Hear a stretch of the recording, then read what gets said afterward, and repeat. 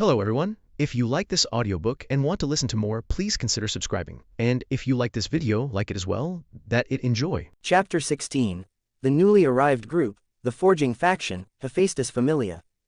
Calm down, Hestia. Haimer reached out and patted the flustered lowly goddess on the head, then casually picked up the fallen bag of fried croquette wraps from the floor and blew the dust off it. What do you mean I secretly turned things around? This is called building up strength before making a breakthrough. And besides, he took a bite of the still warm croquette and gestured toward the girls behind him. Isn't this perfect? Since Hephaestus is treating us, what's a few extra sets of chopsticks? A few extra sets of chopsticks. Hestia stared at the entire roomful of people, and the two bears, her mouth twitching uncontrollably. This is more like an entire extra table. And these children, are they really your Familia members? They don't look like locals from Orario at all. You don't need to worry about that. Let's go. Didn't you say we're about to be late? It wouldn't be good to keep Hephaestus waiting. Haimer waved a hand, cutting off Hestia's questioning. And so, after another round of chaotic commotion, the unusually styled group finally stepped out of the rundown temple. Orario at dusk was the liveliest time of day. The streets were brightly lit, and magic stone lamps cast a soft glow. Wow, those ears, are they real? Mary hugged her dictionary and pointed at a passing rabbitia-red demihuman girl, her eyes wide with astonishment. Don't point, that's rude. Rin said so, yet her own gaze couldn't help drifting toward the rabbit's twitching ears. Her hand stayed pressed against her sword hilt, perhaps out of nervous habit. Is that a beast man? Amu watched as a massive Borman adventurer with a fierce face walked past carrying a giant axe. Awoo! Warabi's black bear, Kubo, completely lost all composure at the rich aroma drifting from a nearby barbecue stall. Drool poured from its mouth, soaking the stone pavement. Let's go, Kubo, stop embarrassing us. The bear and the cub both refused to move, and Warabi had to pull desperately on the chain, her face turning red as she leaned backward like she was in a tug of war just to drag them away. Along the way, the girls behaved like country bumpkins entering the city for the first time, no, even more exaggerated than that. Every magic stone lamp, every passerby of a different race, even the roadside drainage canals drew their intense curiosity. Their expressions were pure, like children seeing the sky for the first time. Hestia walked beside Haimer, watching the girls' wide-eyed wonder, and her suspicion only deepened. She nudged him with her elbow and lowered her voice, her expression full of doubt. Haimer, tell me the truth. Did you trick a bunch of newcomers who just arrived in Orario into joining you? Look at them, they act like they've never even seen a demihuman. Hestia crossed her arms, clearly convinced she had figured it out. Haimer simply shrugged and didn't deny it. In a sense, saying they were persuaded by him wouldn't be entirely wrong. After all, those speeches about a vast world, and the feeling of truly being alive, did sound suspiciously like lofty promises. But as he watched the light shining in the girl's eyes ahead of him, the corner of Haimer's mouth curved slightly upward. Because they had taken the bait. Of course, at first, the girls were afraid, some of them tried not to show it, but the fear was still there. Now that they're in Orario, however, their curiosity will surely take over and help them adjust to this new setting. As long as they have that spark, Haimer said calmly, it won't take long before they surprise all of Orario. We're here. After walking for about 20 minutes, the group finally stopped. Before them stood a magnificent building, the headquarters of the Hephaestus Familia. The moment they stepped into the area, a wave of heat entirely different from the outside air washed over them. It was not the heat of open flames, but the relentless warmth produced by countless furnaces working day and night, the passion of steel and forging.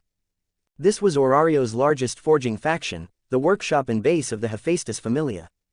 A massive sign bearing the emblem of two crossed hammers hung above. Weapons and armor lined the walls, reflecting sharp, captivating light under the glow of magic stone lamps. Greatswords, battle axes, spears, rapiers. Each piece was exquisitely crafted, with streamlined design and perfect balance. Even a layperson could immediately tell their quality. For a group of girls who loved weapons as much as life itself, this place was nothing short of paradise. Rin stopped in her tracks. Her gaze locked onto a katana displayed inside a glass case. The blade was entirely black, its surface marked with cloud-like forging patterns, radiating a chilling sharpness. For a swordswoman, seeing a blade of this caliber was like a drunkard seeing aged wine. It was impossible to look away. However, when Rin swallowed and let her gaze drop to the price tag beneath it. Famed blade Black Crow, crafted by Senior Smith of the Hephaestus Familia. Price: 3,800,000 Valis. Ones, tens, hundreds, thousands. Rin counted the zeros, her face turning pale. In the end, she could only tear her eyes away and force out a dry remark. That price is outrageous. She did not know the purchasing power of Valis in this world, but thinking about the broken temple she had just left behind, she felt that such a blade was impossibly far beyond her reach. Haimer, however, noticed her gaze and took another look at the famed blade. Hey, Haimer, Hestia, you're way too slow. A slightly husky yet magnetic female voice rang out from deep inside the workshop. Everyone turned toward the sound. A woman with short crimson hair strode forward.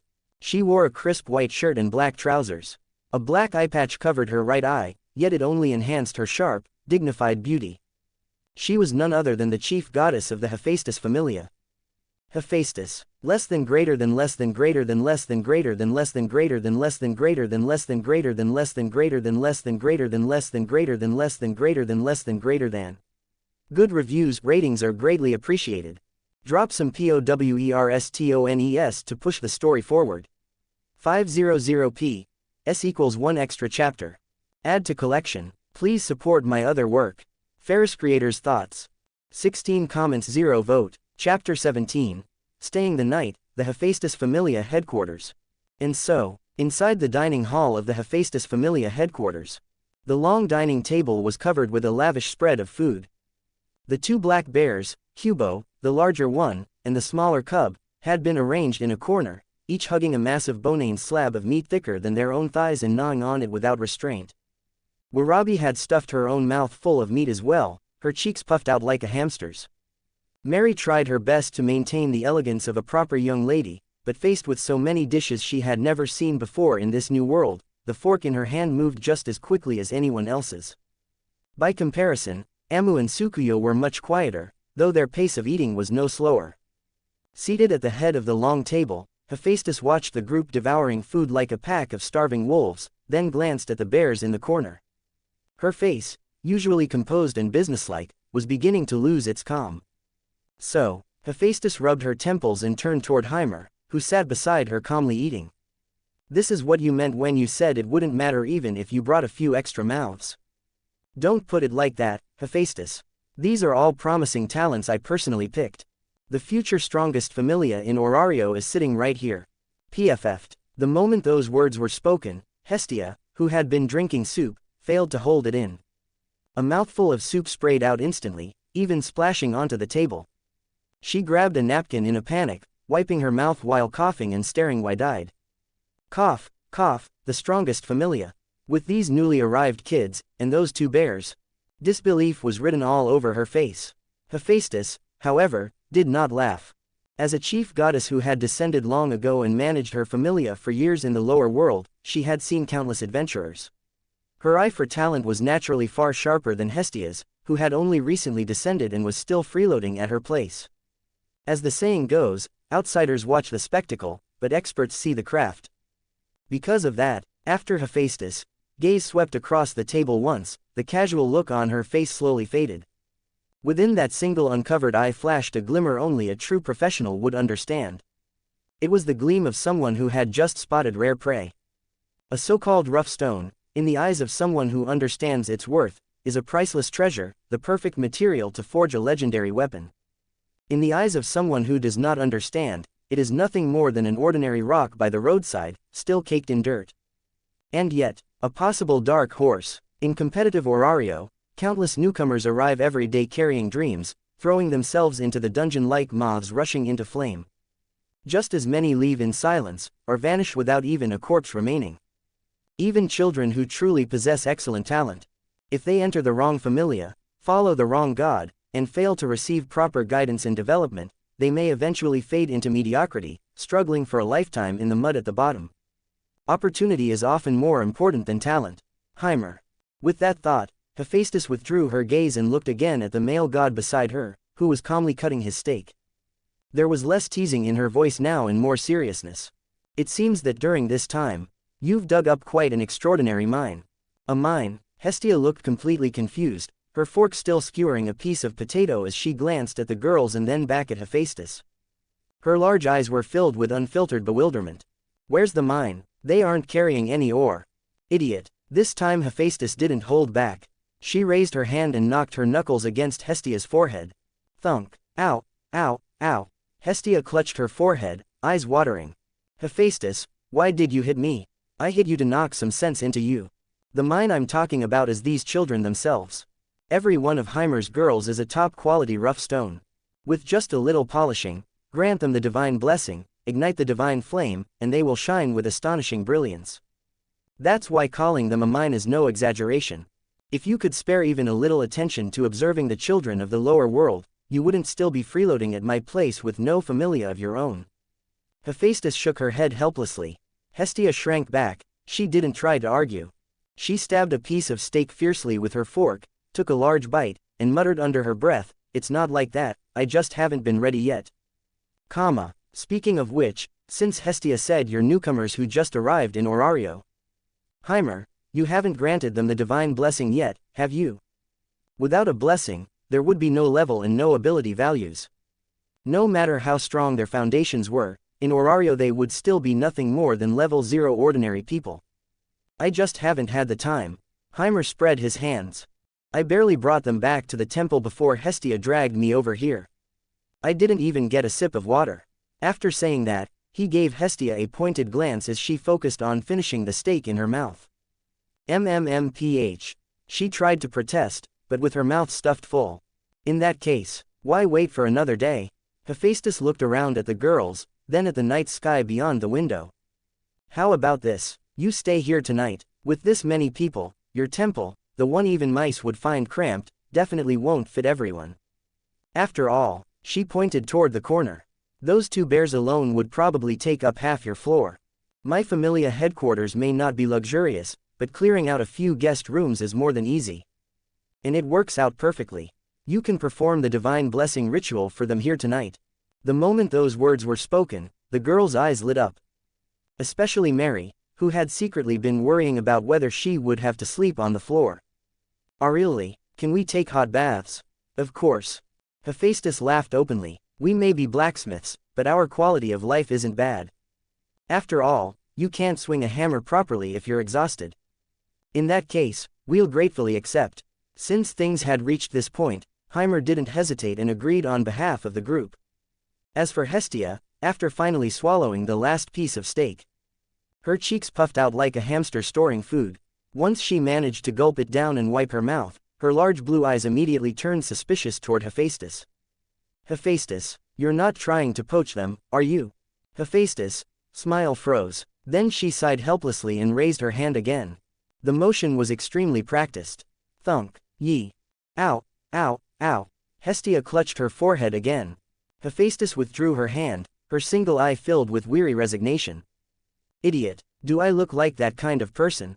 Besides, even if I wanted to poach them, I'd still have to see whether Haimer would agree to let them go. She gave Haimer a meaningful glance. Haimer only smiled faintly. Let them go? Impossible. Even if the King of Heaven himself came, he wouldn't take a single one from Haimer. However, after dinner, as they passed the enormous weapon display cases outside the hall, Haimer noticed something. Whether it was Rin clutching her katana, Satori with her ever-narrowed eyes, or even the usually carefree Satori. Their footsteps unconsciously slowed. Their gazes clung to the weapons displayed behind the glass-like magnets, each blade shining with cold brilliance. That look, Haimer knew it well. Less than greater than less than greater than less than greater than less than greater than less than greater than less than greater than less than greater than less than greater than less than greater than less than greater than less than greater than. Good reviews, ratings are greatly appreciated. Drop some POWERSTONES to push the story forward. 500p. S equals 1 extra chapter. Add to collection. Feyriiss creators' thoughts. 12 comments 0 vote. Chapter 18. The true meaning of bearing a god's name. From the moment humanity learned to craft tools, its obsession with weapons was carved into its bones. And for these girls, who had always fought in a low-power world with nothing but flesh and ordinary steel, Orario's weapons, made from monster materials and sometimes even enchanted, were the ultimate temptation. Like a traveler in the desert spotting a clear spring. That kind of desire couldn't be hidden. Especially for Rin. Even after forcing herself to look away from the famed blade Black Crow, priced at several million Valis, she kept turning back every few steps. Seeing this, Haimer rubbed his chin thoughtfully. After the girls disappeared down the corridor, he turned to Hephaestus, who had yet to leave. Hephaestus, if you're not busy tonight, I'd like to talk. Oh, she looked at him with interest. So you noticed too. The way those girls stared at my wall of weapons, they looked like hungry wolves eyeing meat. Then she added calmly, but you also know Hephaestus brand weapons aren't cheap. With your current situation, are you sure you can afford them? Haimer smiled faintly. I have something worth offering. So, wait for me. A short while later, inside a guest room of the Hephaestus Familia headquarters. Though called a guest room, it was quite comfortable. The space was large, the carpet soft, and even clean clothes had been prepared. The air still carried the warm humidity from their baths. The girls had changed into simple sleeping robes. The designs were plain, but on a group of youthful girls, even simplicity looked charming. Amu sat by the window, drying her damp hair. As she moved, the loose collar of her robe shifted slightly. Rin sat stiffly at the edge of the bed, gripping the hem of her robe, clearly uncomfortable with its length. Tsukuyo sat quietly on the bed, calm and composed like a doll. Even Kubo and the cub had been washed clean and were now lying comfortably in the corner, rumbling in satisfaction. The door opened. Haimer walked in. The room immediately quieted. Every gaze turned toward him, filled with curiosity, expectation, and a trace of shyness. After all, Hestia had already explained what would happen next. The divine blessing. The path for mortals to become adventurers. The sacred contract between a god and their familia. Since everyone is ready, we'll begin. Haimer walked to the bed in the center of the room and sat down. The divine blessing means I grant you divine blood, draw out your potential, and convert it into measurable status. The process requires a small ritual. He looked around. Who wants to go first? There was a brief silence. I would like to go first. Unexpectedly, it was Tsukuyo who stepped forward. The silver-haired girl stood slowly. Though blind, her delicate face held a solemn expression. All right, she followed the sound of his voice to the bedside. Please remove your robe. The room froze for a second. Remove it, Rin stammered, face instantly red as she grabbed her collar. Mary flushed as well. Warabi peeked from behind Kubo and raised her hand timidly. Do we really have to take everything off? Isn't that a bit? Haimer sighed lightly. Only your back. The seal acts on the connection between soul and body. The back is the largest area and closest to the spinal cord. It's also the most vulnerable place, the part people instinctively protect. He continued calmly. Revealing your back goes against human instinct. But that's exactly what familia means. It isn't just a hierarchy between a god and chosen children. It's a contract built on absolute trust. The child entrusts their most vulnerable back to the god. The god engraves sacred words upon it, words powerful enough to challenge the world. That is the true meaning of bearing a god's name. I understand. Tsukuyo's voice was steady. Though her cheeks carried a faint blush and even the tips of her ears were warm, her movements did not hesitate. Since I've chosen to follow you, my lord, this body no longer belongs only to myself. Her fingers untied the sash at her waist. The fabric loosened and slipped from her shoulders, sliding down softly. Her back was revealed. It wasn't the softness of someone pampered. Years of sword training had given her firmness and resilience.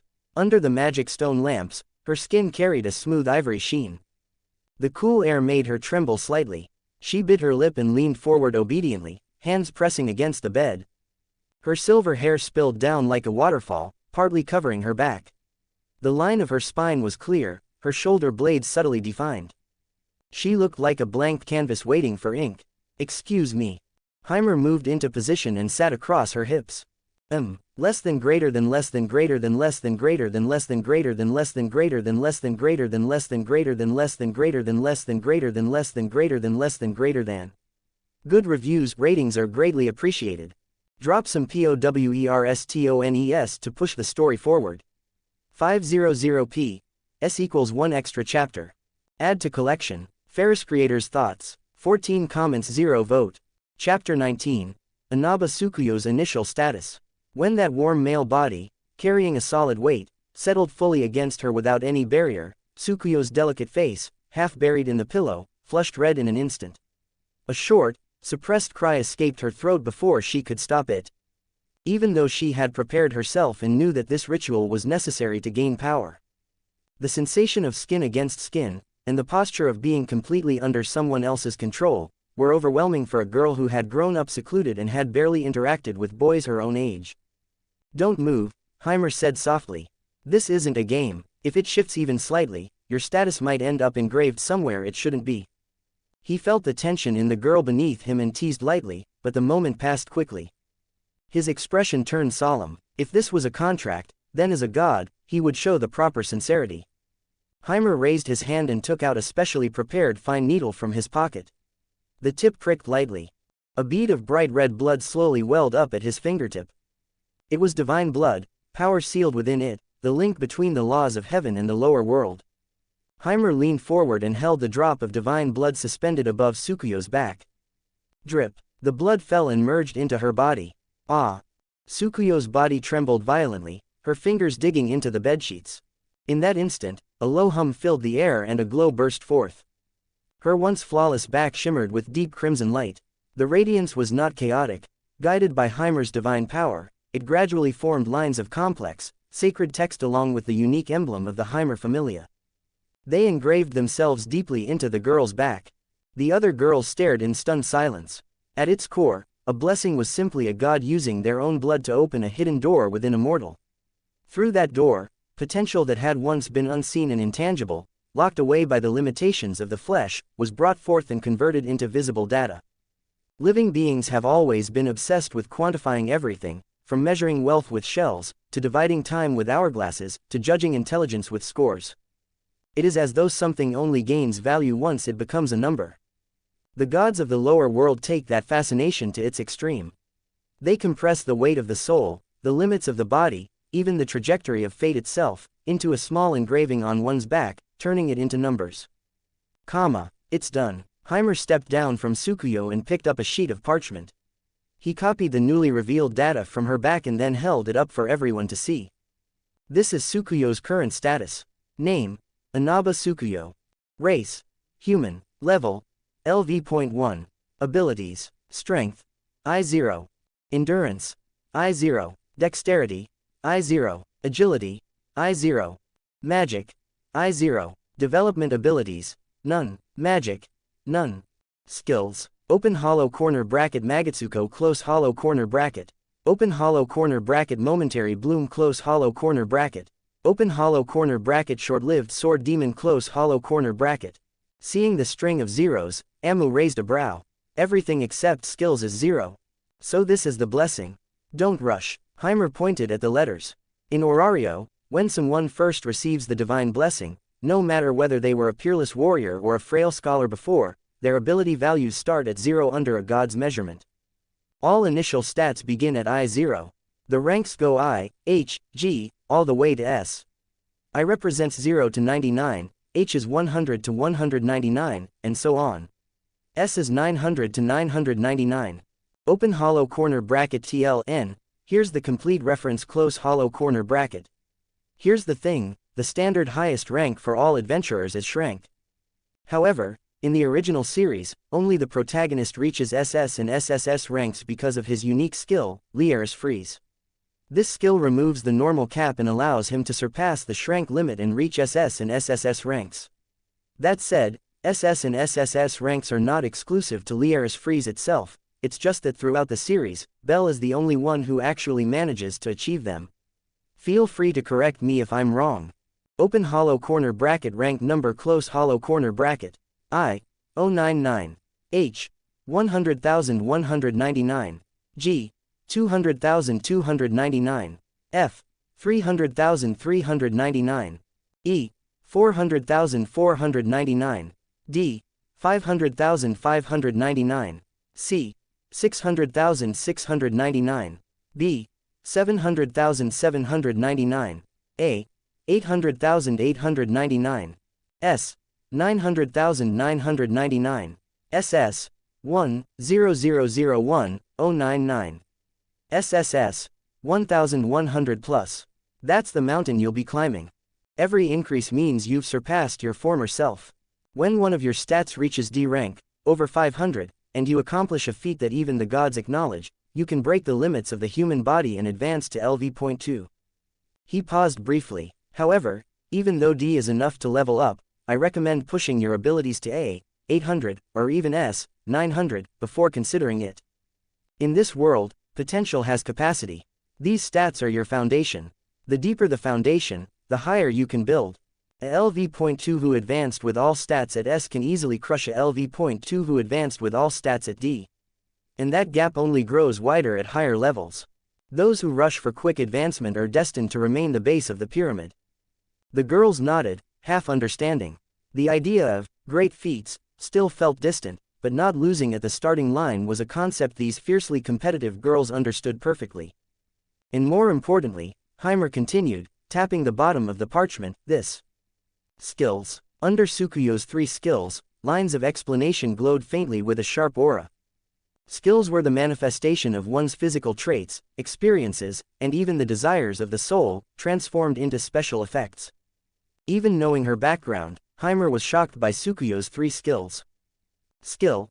Open hollow corner bracket Magatsuko close hollow corner bracket. Permanently sacrifices vision. In exchange, hearing and perception are elevated to extraordinary levels. Greatly enhances detection of killing intent, aura, and pre-attack movements. Grants qualification to awaken the rare development ability Mind's Eye. In combat, has a high probability of discerning enemy openings and granting a preemptive strike effect. All abilities receive additional bonuses in darkness. Skill. Open hollow corner bracket momentary bloom close hollow corner bracket. When drawing the blade, agility and strength gain explosive boosts proportional to charge time. After the burst, the body falls into brief stiffness. Skill. Open hollow corner bracket short-lived sword demon close hollow corner bracket. Endurance growth rate is drastically reduced and extremely difficult to raise. In exchange, agility and dexterity proficiency gain speed is doubled. Even Haimer's pupils narrowed slightly as he looked at them. What an extreme build, he murmured softly, his finger brushing across the words. Tsukuyo's background was no secret to him. A child born from close blood relatives, Narukami Tadakatsu and Inaba Akatsuki. Fate had taken her sight. It had taken her health, leaving her like a fragile flower that could wither at any moment. But when one door closes, life will always struggle to break a hole in the wall just to survive. Tsukuyo was the clearest embodiment of that truth. These 3 skills perfectly reflected her life. Especially open hollow corner bracket Magatsuko close hollow corner bracket and open hollow corner bracket short-lived sword demon close hollow corner bracket.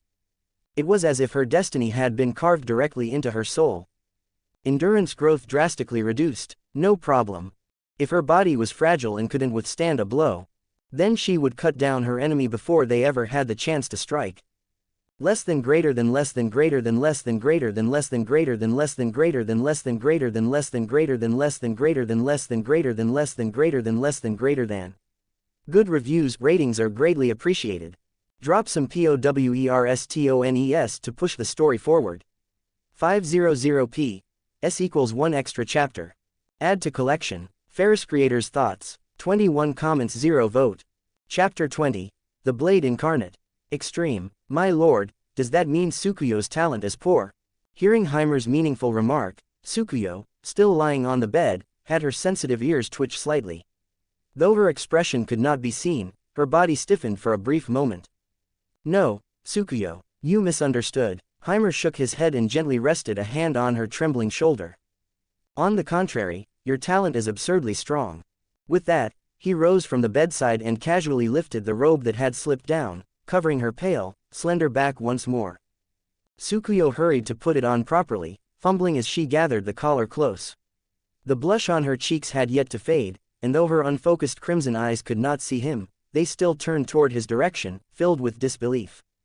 When I say extreme, it isn't an insult. In a life-and-death battle, victory is rarely decided by your weakest flaw. It's decided by your sharpest blade.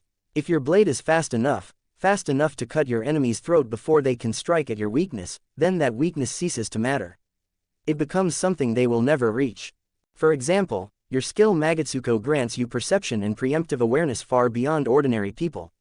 That means you've already won half the battle before it even begins. And momentary bloom allows you to unleash power that surpasses your level in a single instant.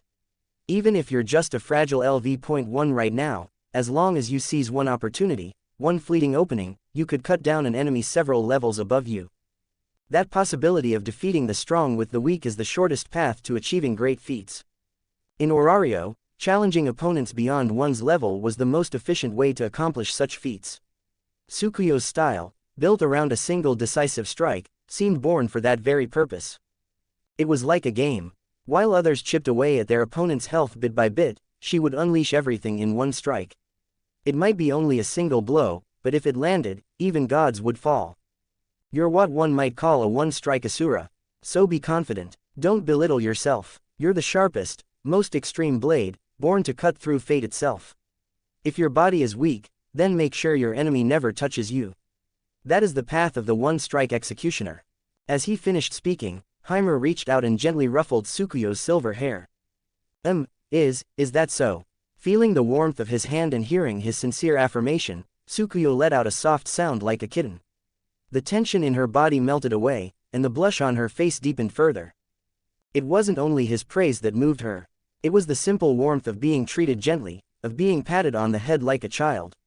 For someone forced to mature too quickly, it was an unfamiliar sensation, one she didn't dislike. In fact, she found herself wanting more. Yes, my lord, Tsukuyo understands. Meanwhile, with Tsukuyo's example set, the atmosphere in the room grew subtly charged once more. For warriors, there was nothing more thrilling than seeing their future quantified into visible potential. The girls' gazes shifted between one another, sparks practically flashing in their eyes. Well, since everyone's being considerate, little Satori won't hold back, I'd like to go second. Satori said cheerfully as she stepped toward the bed. Before she could take more than a step, however, a gust of wind swept past her. A tall figure moved ahead and blocked her path like a wall. It was Amu. Satori tilted her head, her playful smile freezing for a second. Amu, cutting in line isn't very polite, you know. Cutting in line, this isn't about first come, first served. If you don't even have that much resolve, how can you talk about pursuing power? With that, Amu turned toward Haimer without hesitation. Unlike Tsukuyo, she did not take time to steady herself or prepare mentally. Instead, she grabbed her collar and pulled sharply. The loose robe fell away and was tossed aside onto a nearby chair. What are you doing? That's too shameless. Mary cried out and quickly covered her eyes while Rin stood frozen in place. Even Tsukuyo, curled in the corner, lifted her head slightly. Though she could not see, her heightened senses told her exactly what had happened. Honestly, I even raised my hand earlier. Satori puffed her cheeks in mild protest and stepped back. What stood before Haimer now was a body that could only be described as flawless. If Tsukuyo was a delicate porcelain sculpture, then Amu was refined steel forged through 1,000 hammerings. Her skin carried a faint ivory tone, and every line of muscle was tight and fluid, filled with explosive strength and a wild, disciplined beauty. It was the physique born of long years of martial training, a body honed to its limits. Compared to the astonished gazes around them, Haimer merely looked at her with a hint of helplessness. The sight was certainly impressive, but her approach was undeniably bold. I know you're eager, he said, but could you at least consider the surroundings? He gestured toward Warabi, who was hiding in the corner behind a black bear plush, face half covered. There are still children here. Don't corrupt them. Warabi immediately exploded, jumping out from behind the bear. WWHO, are you calling a child? I'm already an adult, okay. I even have a motorcycle license. She protested furiously, trying to defend her unfortunately small stature. No one paid attention. Amu didn't even spare her a glance. She simply raised her chin slightly. That doesn't matter. Sooner or later, we'll all be part of your familia. If I've already decided to dedicate both body and soul to you, then this level of honesty is inevitable. With that, she placed her hands on the edge of the bed and climbed up in one smooth motion before lying down. Her long black hair flowed like ink across the white sheets. Resting her chin on her arms, she turned her head and looked at Haimer with a confident smile. Come on, God, let's see whether the body I forged to reach the summit can impress you. Less than greater than less than greater than less than greater than less than greater than less than greater than less than greater than less than greater than less than greater than less than greater than less than greater than less than greater than. As everyone knows, the chapters are quite short and the story's pacing is a bit slow, kinda off too. Because of that, I will be changing the update schedule. The releases will alternate between 1 and 2 chapters per day, for example 1 chapter today, 2 chapters tomorrow, then 1 chapter the day after. I will start applying this after 2-3 days from now. Unfortunately, I cannot consistently release 2 chapters every day because the raw chapters are quite difficult to translate and edit. There is a lot of unnecessary padding, and you probably know how hard to remove the C thing. Because of that, the best I can do is alternate between 1 and 2 chapters per day. There is also a very accurate review of the story in the reviews ratings section. I recommend checking out the review written by Yumino, as it describes quite well what is happening in the story. Also, please support my other translated work, A Certain Magical Index, Kiru template. I will start uploading it again after putting it on hold for a long time. Good reviews, ratings are greatly appreciated. Drop some POWERSTONES to push the story forward. feyriiss creators' thoughts. 5 comments 0 vote. Chapter 21. The Empress, and Satori P.S. bonus. Since that's the case, then as you wish. Seeing the unmistakable challenge in Amu's eyes, the kind that practically said come and conquer me, Haimer didn't hesitate. She had already shown her resolve, and as a god, it was only natural for him to respond in kind. He stepped forward and smoothly seated himself over her waist and hips. The sensation this time was entirely different. If Tsukuyo had felt like soft cotton that stirred a sense of tenderness, then Amu was like a bow drawn to its absolute limit, tight, resilient, and brimming with elasticity. Haimer paid it little mind. Brushing aside her long black hair, he revealed the elegant curve of her shoulder blades, shaped like wings poised to take flight. So this is what you call becoming the blade. His palm pressed lightly against her spine, feeling the explosive power pulsing beneath the surface. You've trained your body well. Like finely tempered steel. HMPH. Though her face remained buried in the pillow, there was no embarrassment in Amu's voice, only pride. Of course, my body hasn't been ordinary flesh for a long time. It's a weapon. Is that so? Haimer replied evenly. Then let me see how sharp this weapon becomes under a god's forging. A drop of divine blood gathered at his fingertip and fell, merging into her ivory back. A deep crimson glow flared to life as intricate blessing inscriptions spread rapidly across her skin. Within moments, the light faded, leaving the completed engraving behind. Haimer scanned the data and couldn't help raising an eyebrow. As expected, you're a monster. Name: Kurukiru Amu. Race: Human. Level: LV.1. Abilities: Strength: I0. Endurance: I0. Dexterity: I0. Agility: I0. Magic: I0. Development abilities: none. Magic: none. Skills: open hollow corner bracket blade incarnation close hollow corner bracket. Open hollow corner bracket battle mania close hollow corner bracket. She had only 2 skills, one fewer than Tsukuyo, but their impact was undeniable. Skill: open hollow corner bracket blade incarnation close hollow corner bracket. Transformed the body itself into a weapon. As strength and endurance increased, her physical durability would rise accordingly, no longer bound by the natural limits of human flesh. Physical attacks would be judged by the difference in strength and endurance between both sides. If her values exceeded her opponent's, part of the damage would be negated and the impact reflected back as amplified shock force. Even her bare hands would strike like a renowned blade, carrying armor-piercing properties. Skill: open hollow corner bracket battle mania close hollow corner bracket. An obsession with strength turned into fuel for growth. The speed at which all ability values and proficiencies increased would surge dramatically, with no upper limit, depending solely on the depth of her fixation. When facing an opponent she deemed someone she must surpass, that growth would double. When Haimer copied the data onto parchment and showed it to the others, the room fell into stunned silence. What is this? Rin muttered, eyes wide. Mary leaned in, staring at the description of blade incarnation with her mouth slightly open. Even without fully understanding Orario's system, anyone could see how absurd it was. Her body was a blade in human form. Even barehanded, she could clash as though wielding a legendary weapon, without fear of it ever breaking. Don't just focus on the first skill, Haimer said, sliding his finger down the parchment. The real core is this one. Battle mania. As long as she finds someone she wants to surpass, someone she absolutely refuses to lose to, the deeper that obsession burns, the stronger she'll become. A target that must be surpassed, Amu murmured softly. Still lying on the bed, chin resting on her folded arms, she let her tongue lightly brush the corner of her lips and smiled with unsettling calm.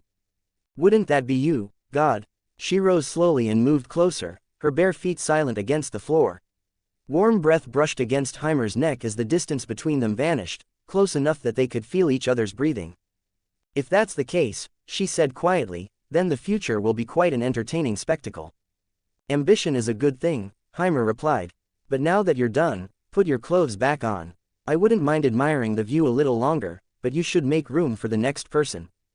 TCH, she clicked her tongue in mild dissatisfaction, but since her bold declaration hadn't unsettled her god in the slightest, she withdrew the predatory glint from her eyes.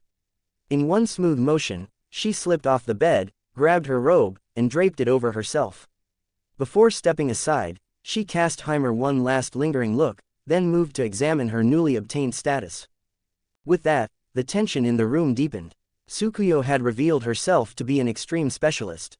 Amu had proven to be a growth-type powerhouse. With two monsters setting the standard, the pressure on everyone else grew heavier. If their own status turned out mediocre in comparison, wouldn't that be humiliating? Just then, the one who had been cut off earlier could no longer hold back. Satori puffed her cheeks and marched forward, green hair swaying behind her. Muttering complaints about mean people and line cutters never growing taller, she bounced toward the bed. She didn't even wait for Amu to fully step aside. Slipping in like an eel, she squeezed herself next to Haimer. This time it's definitely little Satori's turn. No one's allowed to steal it. With surprising boldness, she untied the sash of her robe in one swift motion. All right, Lord God, please enjoy a little Satori. Behave, Haimer said flatly. Wah, she exaggerated the protest but obediently lay down. The divine blood fell once more, and light blossomed across her back. When the glow subsided, Haimer copied the results. Name: Tamaba Satori. Race: human. Level: LV.1. Abilities: Strength: I0. Endurance: I0. Dexterity: I0. Agility: I0. Magic: I0. Skills: Open hollow corner bracket Heartless Blade Close hollow corner bracket. The skill allowed attacks launched without killing intent to reach the utmost level of concealment, beyond the detection of ordinary perception abilities. If such an unnoticed strike hit a vital point, its damage would double. When Satori finished tying her robe and saw the parchment, her bright expression collapsed. Why is there only one? She complained. Tsukuyo has 3. Amu has 2. Why does Satori only get 1? That's not fair. She flipped the parchment back and forth as though expecting another line to magically appear. God is biased. You must have hidden the good ones. Calm down. Haimer tapped the description gently. It's quality, not quantity. This one skill of yours is deadlier than 3 ordinary ones combined. When killing becomes as effortless to you as trimming flowers, you'll be the most terrifying assassin in the world. Satori quieted, the pout fading as she considered his words. Haimer gave his final assessment. This skill suits you perfectly. Without malice, there is no warning. And Satori embodied that principle completely. Less than greater than less than greater than less than greater than less than greater than less than greater than less than greater than less than greater than less than greater than less than greater than less than greater than less than greater than. A.N. As everyone knows, the chapters are quite short and the story's pacing is a bit slow, kinda off too. Because of that, I will be changing the update schedule. The releases will alternate between 1 and 2 chapters per day, for example 1 chapter today, 2 chapters tomorrow, then 1 chapter the day after. I will start applying this after 2-3 days from now. Unfortunately, I cannot consistently release 2 chapters every day because the raw chapters are quite difficult to translate and edit. There is a lot of unnecessary padding, and you probably know how hard to remove the C thing. Because of that, the best I can do is alternate between 1 and 2 chapters per day. There is also a very accurate review of the story in the reviews ratings section. I recommend checking out the review written by Yumino, as it describes quite well what is happening in the story. Drop some POWERSTONES to push the story forward. Please support my other translated work. A certain magical index, Kiru template. I will start uploading it again after putting it on hold for a long time. 500p. S equals 1 extra chapter. Add to collection. feyriiss creators thoughts. 17 comments 0 vote. Chapter 22. Graceful Waltz, Sealed Sword Soul re-upload. Okay guys, I'll try to drop 3 chapters tomorrow to speed up the story a bit, so you better give me some power stones lol. Don't worry about the quality. After hearing Haimer's explanation, Satori fell silent for a moment, thinking it over. Then her usual carefree smile returned, and she hugged the parchment to her chest before rubbing it against Haimer like a satisfied cat. HMPH, since God says so, Satori will graciously accept it. With that, she stepped aside, still clutching her status sheet. Now the space by the bed was open. In the center of the room, only Mary and Rin remained standing. In the corner, Warabi still hid behind the black bear named Kubo, peeking out with wide eyes as she watched everything unfold. Ahem, noticing Haimer's gaze shifting toward her, Mary immediately straightened her back. She clutched the thick dictionary in her arms and glanced nervously between Rin and Haimer. After biting her lip, she lifted her chin and adjusted the collar of her robe. Since everyone else is so eager, then I suppose all reluctant. Enough, stop pretending and come here. Haimer, seated at the bedside, beckoned to her and cut her off mid-sentence. Mary choked on the rest of her rehearsed lines. Her cheeks flushed instantly, the redness spreading from her ears down to her neck. In the end, she tossed the heavy dictionary onto the bed with a dull thud that made the mattress bounce slightly, then strode forward. If I have to, then I'll do it. Who's afraid? She looked like someone marching bravely to an execution ground. Yet despite her loud declaration, when her fingers reached the tie at her collar, they stiffened. Her movements slowed, and the blush on her face deepened rather than fading. The room fell silent, save for the faint rustle of fabric. Taking a breath, Mary shut her eyes and pulled the robe down in one motion. It slid from her shoulders and pooled at her waist. Supporting herself against the bed, she climbed up somewhat awkwardly and lay face down. Unlike the previous two, whose bodies bore the taut lines of relentless physical training, Mary's back was softer in contour. Her skin was pale and luminous under the light, her shoulder blades gently rounded beneath a delicate layer of softness that hinted at a life of comfort. It suited her identity as a sheltered noble lady. Haimer settled into position. Mary's body tensed sharply, her fingers clutching the sheets. A drop of divine blood fell and melted into her fair skin. Crimson light flared as intricate patterns spread across her back before settling into place. When the glow faded, Haimer copied the results onto parchment. Name: Kikakuju Mary. Race: human. Level: LV.1. Abilities: Strength: I0. Endurance: I0. Dexterity: I0. Agility: I0. Magic: I0. Development abilities: none. Magic: none. Skills: open hollow corner bracket noble verdict close hollow corner bracket. Open hollow corner bracket graceful waltz close hollow corner bracket. Haimer glanced at the skills and raised a brow slightly. Interesting. Skill: open hollow corner bracket noble verdict close hollow corner bracket. Enhanced her speed and precision when wielding a rapier. Repeated strikes on previously injured areas would stack in speed based on her dexterity. Striking nerve clusters would inflict amplified pain, and the greater the pain inflicted, the more mental strength she would regain in return. Skill: open hollow corner bracket graceful waltz close hollow corner bracket. Granted a slight boost to evasion when maintaining specific footwork during combat. Each successful dodge increased the precision and damage of her next attack. Before Haimer could say anything more, Mary moved with astonishing speed, pulling her robe up and wrapping herself tightly to hide every inch of exposed skin. When she received the parchment, she sat cross-legged on the bed and stared at it. Her eyes gradually widened. These are my skills. Her voice trembled. The next moment, she looked up, eyes sparkling with excitement. Well, they're impressive, aren't they? She thrust the parchment toward Haimer, her expression practically screaming, "Praise me." Haimer couldn't help smiling faintly. They're very strong skills, and more importantly, they complement each other perfectly. Your rapier style already relies on footwork and precise thrusts. Inflicting extreme pain to replenish your mental stamina means the longer the battle drags on, the more your opponent suffers, and the sharper you become. You can use graceful waltz to weave around your enemies, then exploit their openings. Sever their tendon and pierce their nerves. Turn disabling your opponent into an art form. Disabling, Mary murmured under her breath. It sounded almost sadistic. And yet, why did the thought stir a strange thrill within her? All right, with skills like these, you should be satisfied. Go on. Yes, she nodded vigorously, adjusted her robe, and jumped off the bed, clutching the parchment tightly as she rejoined the others. As she passed Rin, however, she slowed deliberately, lifting her chin and casting a sideways glance filled with smug triumph. HMPH. The challenge in that sound was unmistakable. Rin's eye twitched slightly as she watched Mary walk away. Was that a provocation?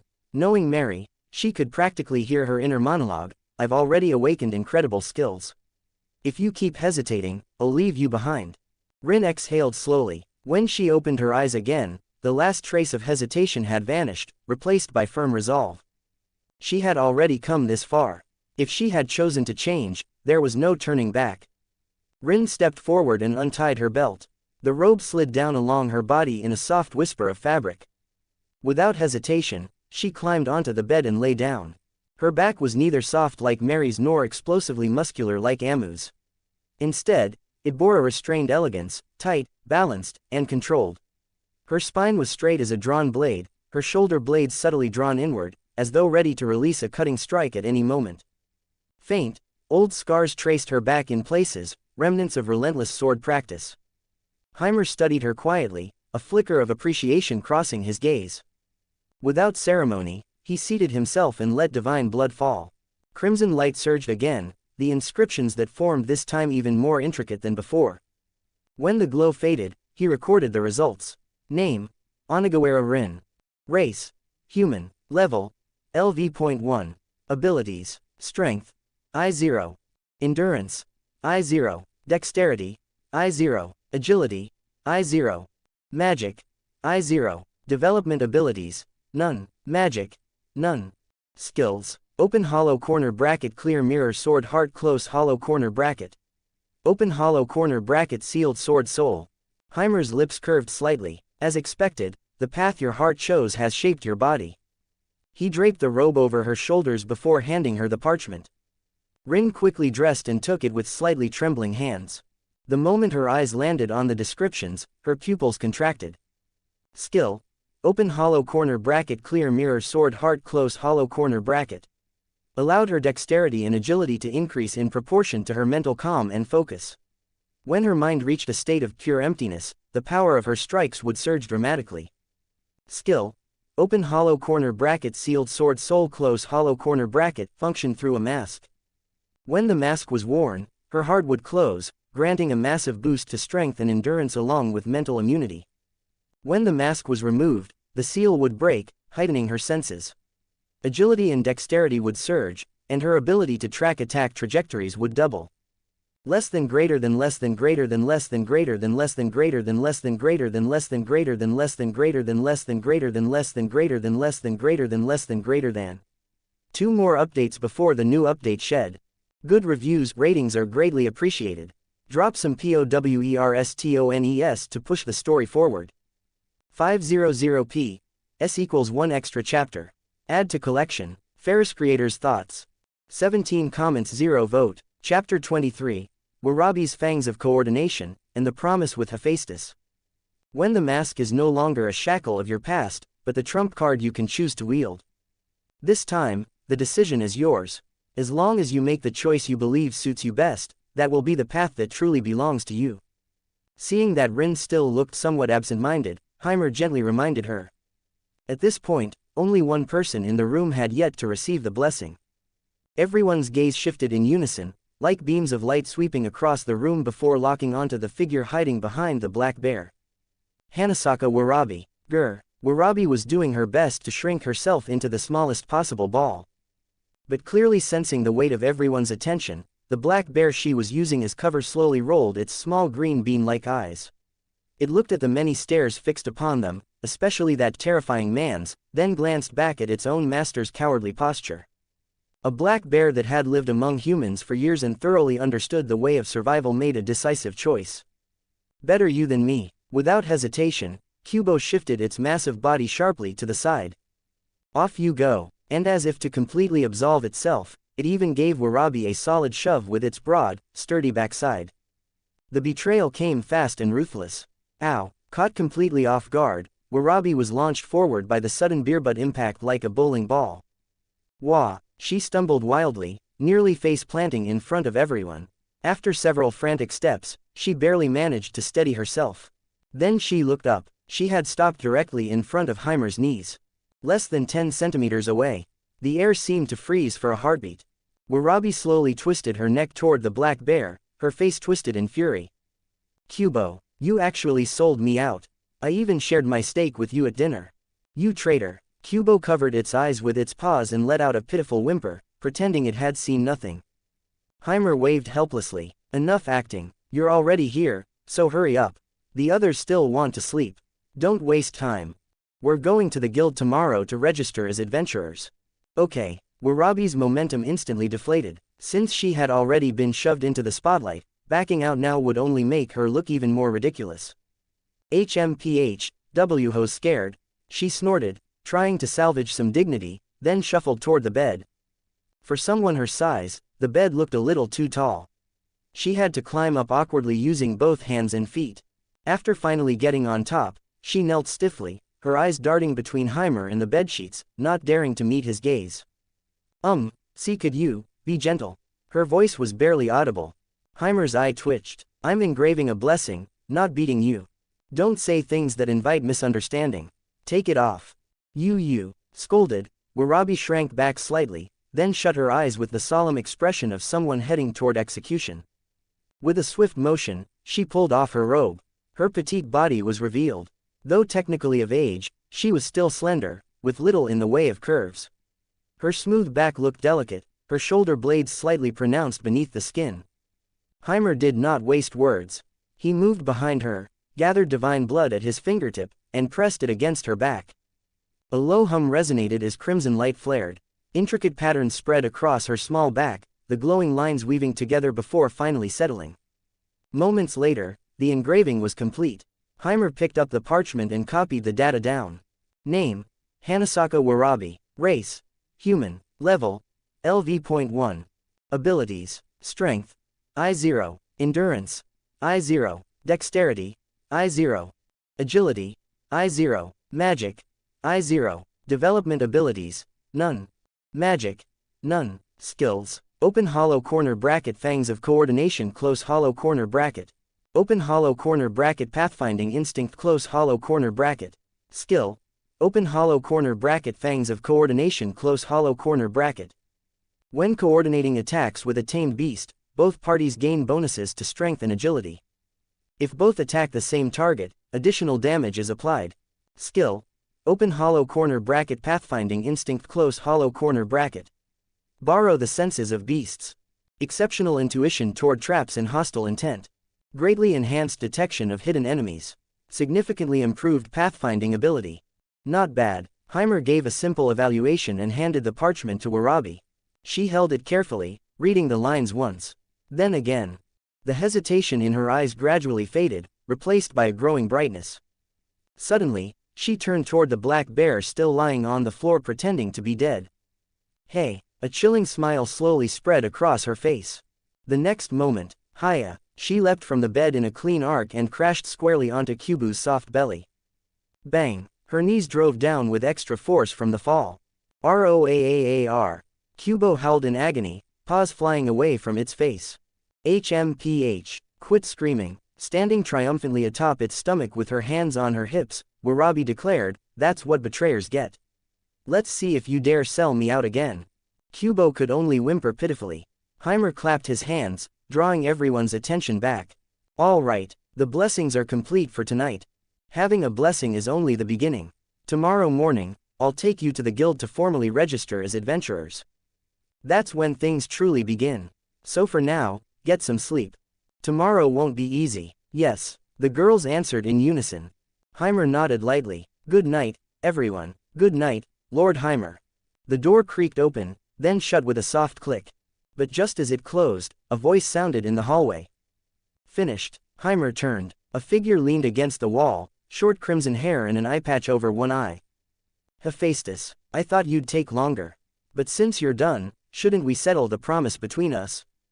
I've been waiting here for quite a while because of that, something worthy, you mentioned. You're not planning to stand me up now, are you?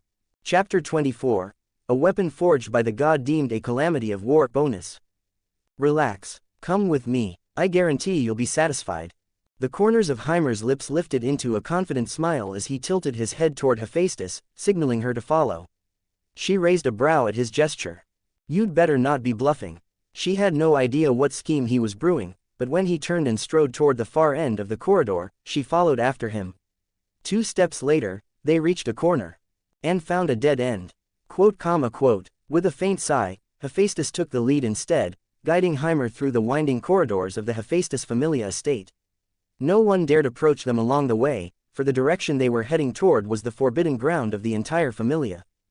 Hephaestus's private forge. Ordinarily, no one but herself and Tsubaki was permitted to enter. Click. The heavy red bronze doors swung open, and a wave of heat far fiercer than anything outside rushed toward them. A massive furnace stood at the center, its dark red flames pulsing like a living heartbeat. Around the walls, racks displayed rare ores and materials seldom seen in the outside world. So, Hephaestus said, leaning against the doorframe with her arms crossed, why did you have me bring you here? Haimer did not answer immediately. He walked straight to the shelves storing the highest grade materials, his fingers gliding slowly over the surfaces of the ores. Mithril, adamantite and orichalcum. Each time his hand paused and he lifted a piece, Hephaestus's gaze sharpened. Every single one he selected was the most flawless of its kind, minimal impurities, impeccable quality. Within moments, several ores shimmering with faint halos rested in his hands. He weighed them thoughtfully before turning back to her. These should be enough. She glanced at the ores, then at the furnace. Even the dullest observer would have understood by now, let alone her. You're planning to forge something? Yes. Haimer carried the ores to the forging table and casually picked up a hammer to test its balance. In a sense, I'm also a god of forging. My title may include war and calamity, but in the end, weapons are the vessel of all conflict. If one does not understand how a weapon is born, how can one claim to govern war? Every god who knows forging possesses a technique unique to themselves. Mine is no exception. Your Familia doesn't lack weapons. But if I'm to pay for tonight's feast, those guest rooms, and secure future equipment support for the children of my Familia, I'll need to offer something more substantial. At that, he lifted his head and met the gaze of Hephaestus's exposed eye. For example, a weapon forged by another god. I will fuse it with my hair, my divine blood, and the hieroglyphs that only I can engrave, and in return craft for you a divine armament, one capable of unleashing extraordinary power even without my blessing. A one-of-a-kind creation. Hephaestus's breathing paused for a brief instant. She looked at Haimer, at the male god standing before the forge, clear-eyed and unwavering, and felt her heart stir. As a forging god who pursued perfection, nothing was more enticing than unknown divine craftsmanship or a god-forged weapon she had never seen before. And this was to be crafted by him. Though Haimer's name carried little weight in Orario, among the gods of heaven, everyone knew his reputation. He had never been a quiet, obedient deity. To be labeled by the gods as a calamity of war was no trivial title. If he personally forged a weapon and infused it with fragments of his own divinity, it would become a treasure capable of driving countless familias into frenzy, perhaps even into war. Gods would bankrupt themselves for the chance to own such a masterpiece. Unconsciously, Hephaestus lowered her arms. It certainly sounds like an irresistible deal. But, her tone shifted as she studied him carefully. Even if you understood forging in heaven, since descending into this world, bound by mortal rules, have you actually held a hammer? Without using divine power, are you certain you can complete a forging? Haimer did not hesitate. Of course not. I just descended not long ago. No money, no resources, I can barely afford food. How would I have the means to buy a furnace and materials? Hephaestus fell silent, the corner of her mouth twitching as she prepared to retort. Only for Haimer to naturally extend the hammer toward her. But you're here. For the greatest forging god in heaven, a little supervision shouldn't be a problem, right? Ha! At last, she understood. With a helpless sigh, she took the hammer and weighed it in her palm, her single eye narrowing slightly as she examined him. Haimer, I don't know whether you're still clinging to that madness from heaven or whether you've grown even bolder since descending. You want to use my materials, my furnace, and have me assist you in forging a weapon to pay off your debt. Even the most notorious merchants in Orario wouldn't dare conduct business like that. She paused, then gave a faint smile. But since you've gone this far, and even dangled such bait, I admit I'm intrigued. As the god standing at the pinnacle of this city's forging world, she could not suppress her curiosity toward his craftsmanship. Without another word, She stepped to the furnace and pulled the bellows herself. Whoosh! The dark red flames surged higher, heat rolling outward in waves and casting shifting light across her resolute features. When the furnace reached its peak, she turned and tossed the selected ores into the fire. No backing out now. I'll say this first, I may lend you my forge, but I won't be gentle. If you can't endure my criticism, you might as well quit. And if you fail, you'll compensate me for every piece at full price. With that, she dragged over a chair and sat down, crossing her legs like a strict overseer. Don't worry, Haimer replied lightly. If I fail, I'll personally offer myself to Tsubaki as labor. Then begin. She tossed the hammer back to him. Haimer stepped forward and, without hesitation, reached directly into the blazing furnace. Under Hephaestus's narrowing gaze, he grasped the half-molten, radiantly glowing ore with his bare hand and placed it upon the anvil. Clang! The first strike rang out, clear and steady, sending sparks flying. Time passed to the rhythm of hammer against metal. From deep night to the break of dawn, the forge echoed with that steady cadence. When the first ray of morning light slipped through the vents of the Hephaestus Familia workshop. Hiss! White steam rose as the final quenching was completed. A long sword now lay upon the anvil, its body gleaming with a dark golden luster. Along the blade ran intricate, thread-like engravings, the hieroglyphs etched with Haimer's own divine blood. It's finished, is it enough? He set down the hammer. It's more than enough. Hephaestus stepped forward at once. From the moment the sword took shape, she had stopped concealing her admiration. Without hesitation, she claimed it in her hand. This sword is mine. As for your children's equipment, aside from the display pieces mounted on my wall, they may choose freely from everything else. I'll have Tsubaki coordinate with you. Her tone was bold and decisive, and the deal was sealed. Less than greater than less than greater than less than greater than less than greater than less than greater than less than greater than less than greater than less than greater than less than greater than less than greater than less than greater than. Good reviews, ratings are greatly appreciated. Drop some POWERSTONES to push the story forward. Drop some POWERSTONES to push the story forward. feyriiss Creators Thoughts. 13 comments 0 vote. Chapter 25. The One-Eyed Master Smith, the Hephaestus Familia's Armory, bonus. More chapters later. In the corridors of the Hephaestus Familia. Yawn. An utterly unrefined yawn echoed down the hall. At the far end, a figure leaned against the wall, idly flipping a gold coin in her hand. She was a fully grown woman with wheat-colored skin. An eye patch covered her left eye, and her long hair fell over her shoulders, a conspicuous cowlick sticking up from the top. She wore practical work clothes, a fitted chest wrap and a workshop skirt suited for movement, leaving her shoulders bare and revealing firm, explosive muscle lines. Captain of the Hephaestus Familia, Level 5. The One-Eyed Master Smith, Tsubaki Colbrand. Though she carried dwarven blood, her figure was tall and well-proportioned, lacking the short-limbed traits typical of her race. Her height alone had earned her no small amount of jealousy from other dwarves. Catching the falling coin, Tsubaki glanced at the tightly shut guestroom door and scratched her head. Honestly, Lady Hephaestus too, locking herself in the private forge first thing in the morning and specifically telling me to bring this group of rookies to pick weapons. And telling them to choose freely, completely free of charge. She grumbled, yet there was little real dissatisfaction in her eyes. If anything, there was curiosity. After all, as the longest-serving member of Hephaestus's Familia, she understood her goddess better than most. The same Hephaestus who treated every weapon like her own child, would really be this generous. This wasn't just giving away weapons. It was practically throwing open the treasury and telling people to help themselves. Click. The guestroom door opened. Haimer stepped out first. Behind him followed the girls, refreshed after a full night's rest and brimming with energy. And of course, the two black bears who still looked just as goofy as ever, even after being washed. Morning. Haimer greeted with a smile when he saw Tsubaki. Looks like Hephaestus already briefed you. She did, very thoroughly, Tsubaki replied, straightening up with her hands on her hips. Her single eye sized Haimer up before sweeping across the girls behind him. They were still level 1 beginners. Even so, as a level 5 adventurer, Tsubaki could keenly sense something unusual about them. As expected, Lady Hephaestus's eye for talent has always been sharp. She grinned, flashing a row of white teeth. If it's the goddess's order, I won't waste words. Lord Haimer, follow me. I'll show you what Orario's strongest armory looks like. After passing through several corridors, Tsubaki pushed open a heavy pair of double doors. Hiss! A synchronized gasp rose from behind her. Even Amu, who had seen her share of scenes, couldn't help but narrow her eyes slightly. Before them stretched a vast space. Calling it a warehouse would be an understatement, it was closer to a museum.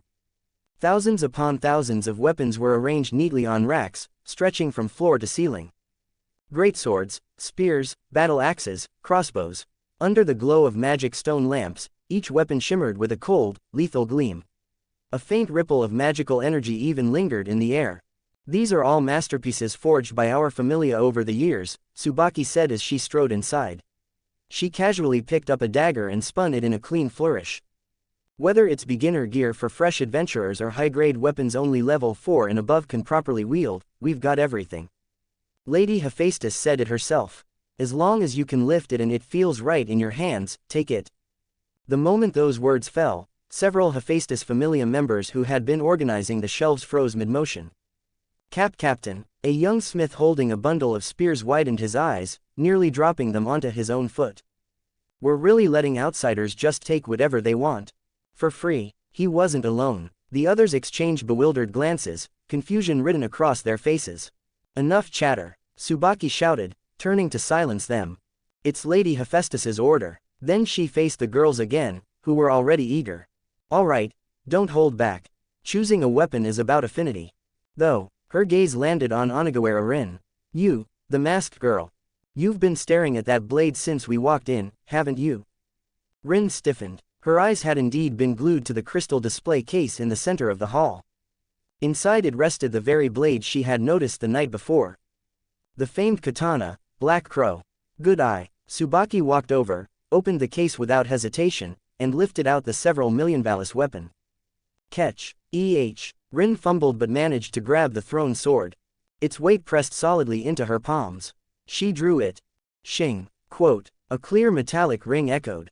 Dark steel shimmered beneath flowing cloud-like patterns, cold and razor-sharp. So this is how it feels. Her hands trembled from exhilaration. It's forged from mid-level black obsidian steel, Tsubaki explained calmly, arms folded. Extremely hard, and it enhances cutting power. For a swordsman who favors a direct, forceful style, it's a fine blade. This is the one. Rin sheathed it decisively, eyes firm. And you? Tsubaki turned to Tsukuyo. The girl stood quietly with her eyes closed. You're blind. The question was blunt and even borderline rude.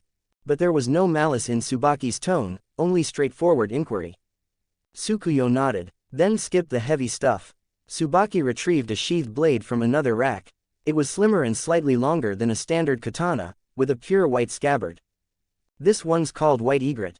Light, fast, and nearly silent when swung.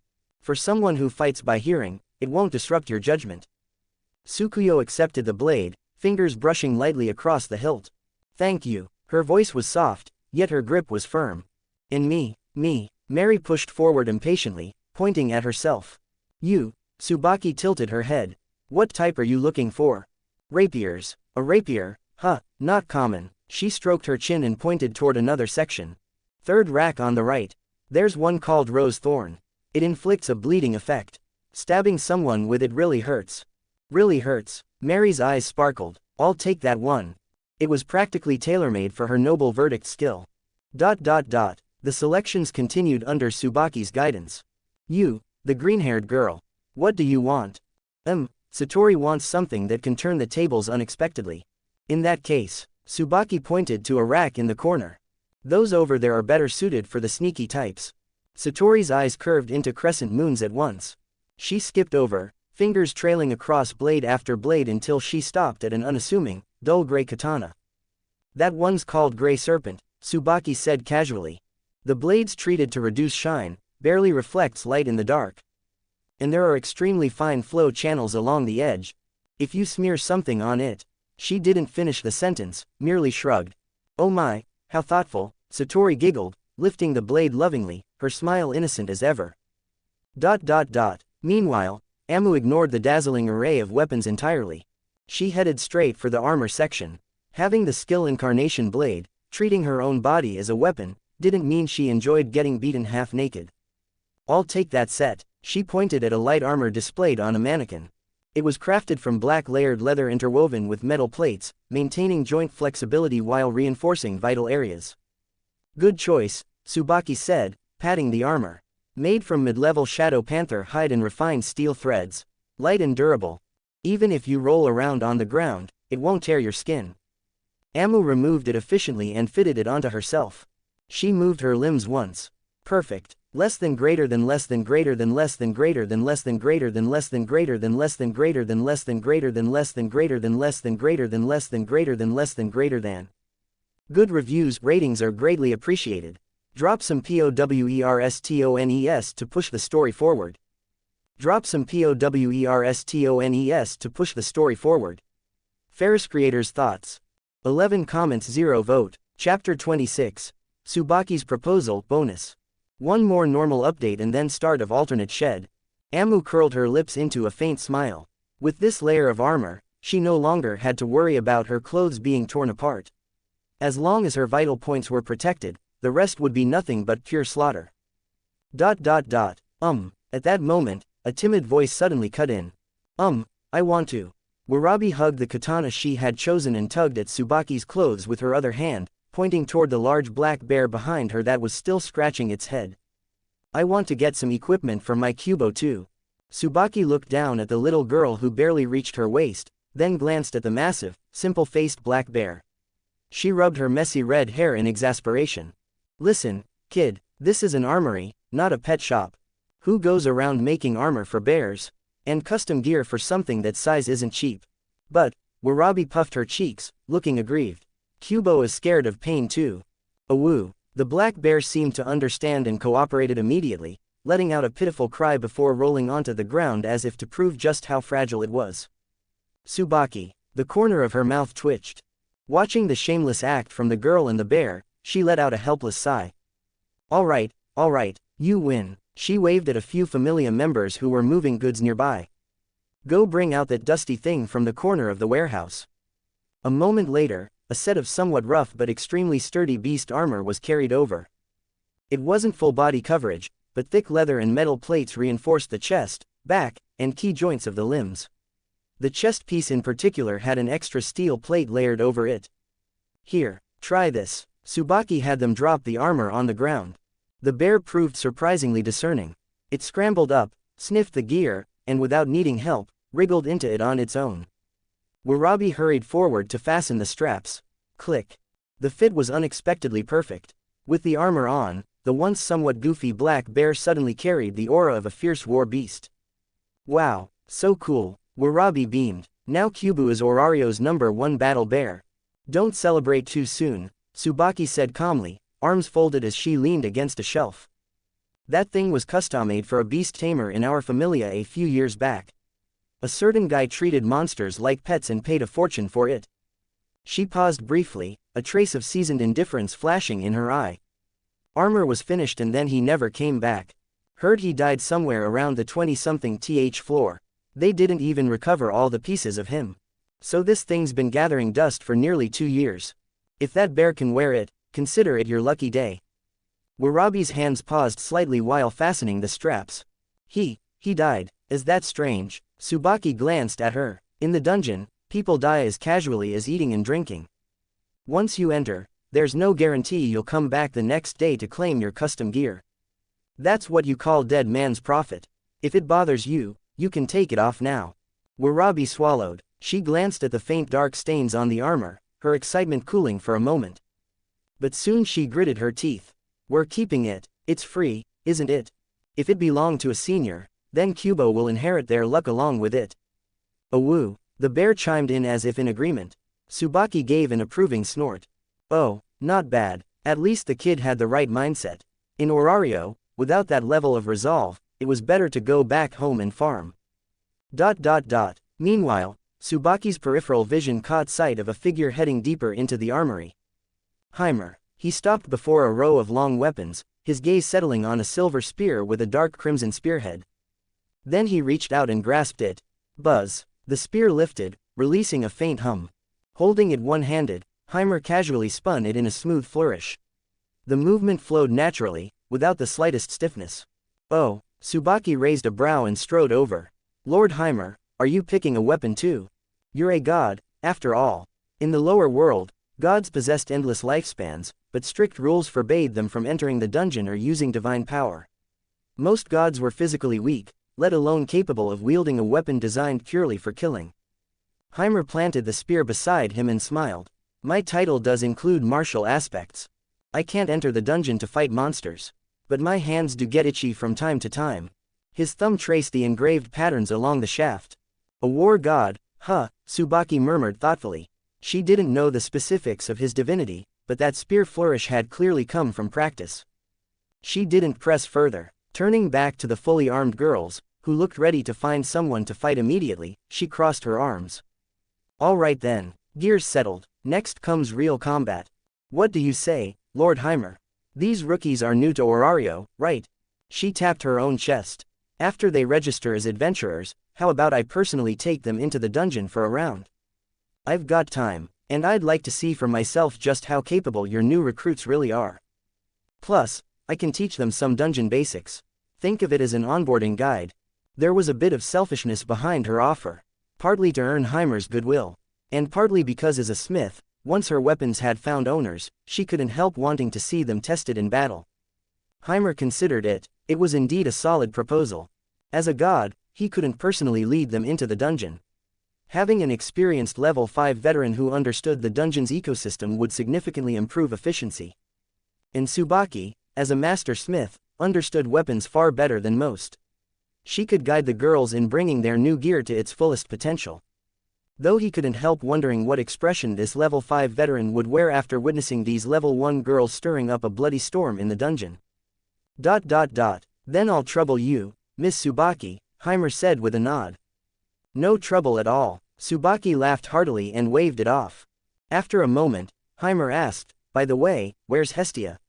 With this much commotion, she hasn't rushed out to join the fun. Given that lowly goddess's personality, she should have appeared by now. Hestia, Tsubaki's expression turned slightly peculiar. She's probably still asleep in the guest room. Asleep, Haimer arched a brow. Still, look at the sun, what time is it? That's because you don't know her habits yet, Tsubaki said helplessly.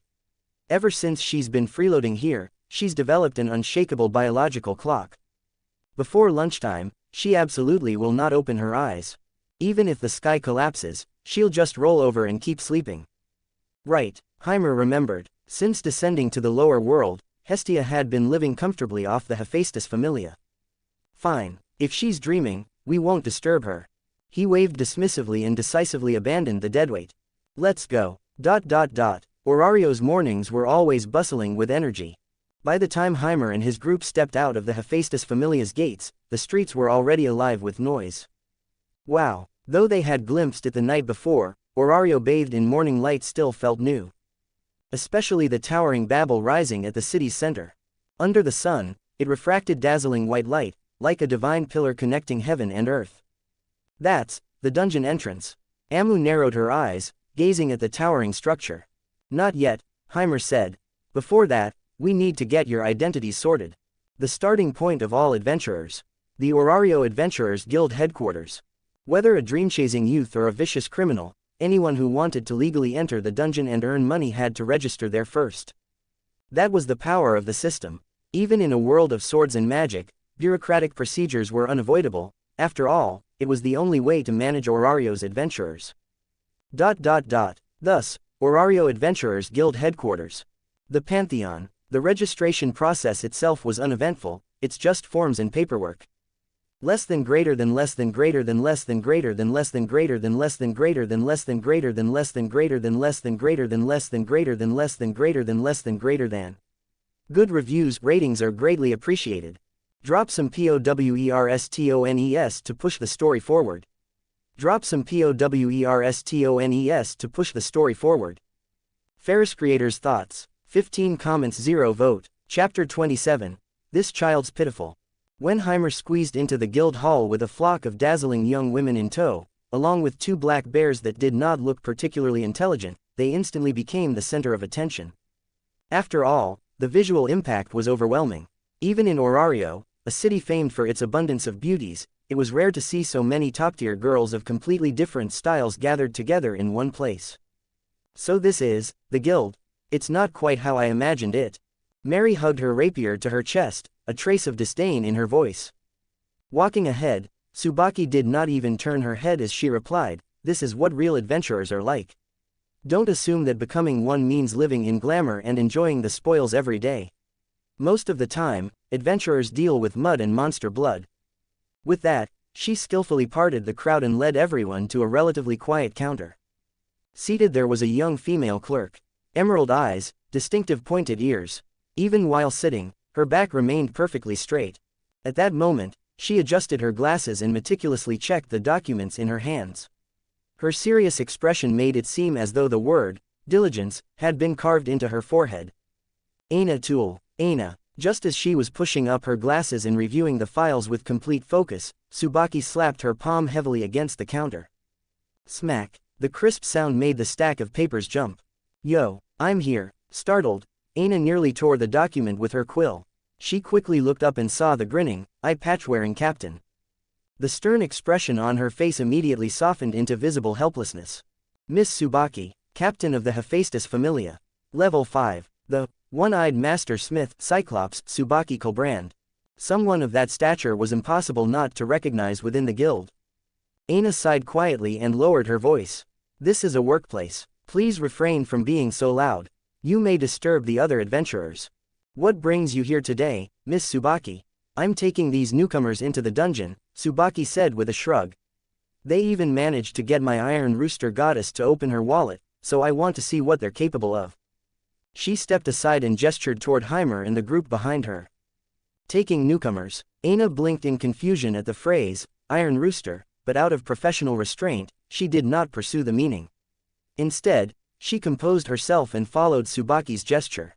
Then her gaze stopped. A flock of beauties, an elegant noble type, a lowly, a refined young lady, a blind swordswoman and a green-haired girl. This hardly looked like an adventurer party.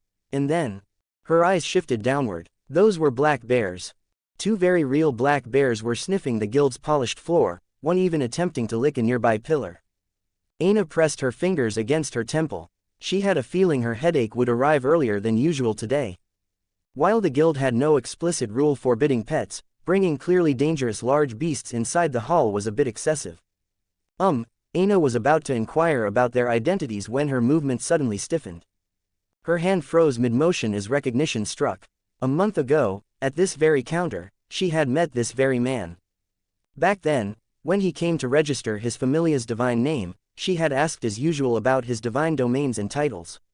His response had been a string of epithets that could make anyone's scalp go numb. Lord of Arms, Calamity of War, Instigator of Strife, Father of 10,000 Weapons. At the time, she had assumed he was another newly descended god amusing himself by teasing guild staff. After all, Orario was not short on gods who enjoyed such antics. But later, out of caution, she checked the celestial registry and even gathered the courage to discreetly ask a few veteran gods in Orario. The answer she received was always the same. That lunatic descended. Every title had been genuine. "Lo, Lord Haimer. It's been a while." Aina adjusted her glasses, her voice immediately turning restrained. "Indeed, it has been a while, Miss Aina," Haimer replied with a faint smile. "I was worried your busy workload might have made you forget me." "How could I?" Aina let out a dry laugh. "Forget? Who could forget a resume like that? These are the members you've recruited for your familia," she asked, quickly changing the subject, her gaze sweeping across the girls with complicated emotions. "That's right," Haimer nodded. "You can see for yourself. They're good children, just a little individualistic." Aina's expression twitched as one of the cubs attempted to gnaw at the corner of the counter. A little individualistic, still, since they were members of a god's familia, she did not dare to delay further. She promptly pulled out a thick stack of registration forms. "Please fill in your basic information." With Aina's efficient handling, the registration process began smoothly. Until it reached Tsukuyo. "Inaba, Miss Tsukuyo," Aina called tentatively. "Are you calling me?" Tsukuyo turned her head slightly toward her voice. Only then did Aina fully realize the source of her unease. From the moment they entered, this girl had never once opened her eyes. Even her steps, though steady, carried that subtle probing quality that Aina, having seen countless adventurers, recognized immediately. Forgive my bluntness, but your eyes. You cannot see, can you? Her tone carried a trace of caution. Tsukuyo did not react strongly. She simply nodded gently, a serene smile appearing on her porcelain-like face. Yes, I cannot see. Aina's gaze fell upon those crimson eyes, open yet unfocused. Delicate and fragile, like a porcelain doll that would shatter at the slightest touch. Aina inhaled deeply, although she had suspected it, seeing it confirmed still made her chest tighten. Blind. In Orario, that was often considered synonymous with useless. Forget the dungeon, a place fraught with danger, even ordinary life in this city would be difficult. Aina's brows furrowed, her grip on the pen tightening unconsciously. As a guild employee, she should remain impartial and refrain from commenting on an adventurer's physical condition. But looking at this seemingly fragile blind girl, she could not help feeling reluctant. Lord Haimer, before she could voice the thought that, Tsukuyo cannot see, she is too weak and vulnerable to enter the dungeon, the blind swordswoman, who had already sensed the labels of weak, helpless, and pitiful being silently placed upon her, spoke first. Miss Aina, your heartbeat changed. Aina blinked, the carefully prepared words caught in her throat. Tsukuyo raised a slender, pale finger and steadily pointed toward the corner of the counter. Here, under the stack of documents to your left, there is a quill. The tip is facing me. Aina instinctively lowered her head. There was indeed a quill under the stack of files to her left. Not even slightly off, and, Tsukuyo tilted her head gently. Silver hair cascaded down like a waterfall, revealing ears that trembled faintly, as though capturing the faintest whispers in the air. At 7 o'clock in the hall, about 15 meters from here. Two people are quietly discussing last night's tavern dancer. One of them has heavily worn boot soles. His steps dragged slightly. Aina turned toward the 7 o'clock direction. Two adventurers were indeed whispering to each other. When they noticed her looking over, they appeared confused. One of them, a tall man, had a left boot sole worn noticeably uneven. As you can see, Tsukuyo said calmly, lowering her hand, some things do not require eyes to perceive. In my case, my hearing, and my sword, are more useful than sight. She folded her hands before her once more, returning to that composed, doll-like posture. This child is blind, she cannot see, weak, helpless, and pitiful. At least, that is what others would assume. Less than greater than less than greater than less than greater than less than greater than less than greater than less than greater than less than greater than less than greater than less than greater than less than greater than less than greater than. Good reviews ratings are greatly appreciated. Drop some POWERSTONES to push the story forward. Good reviews ratings are greatly appreciated. Drop some POWERSTONES to push the story forward. feyriiss creators thoughts. 14 comments 0 vote. Chapter 28. A rookie party here to get gilded. This was proof of strength and a clear statement of intent. With the most troublesome matter settled, everything that followed went smoothly. By the time Haimer led his rather grand procession out of the guild's doors, the sun was already high in the sky.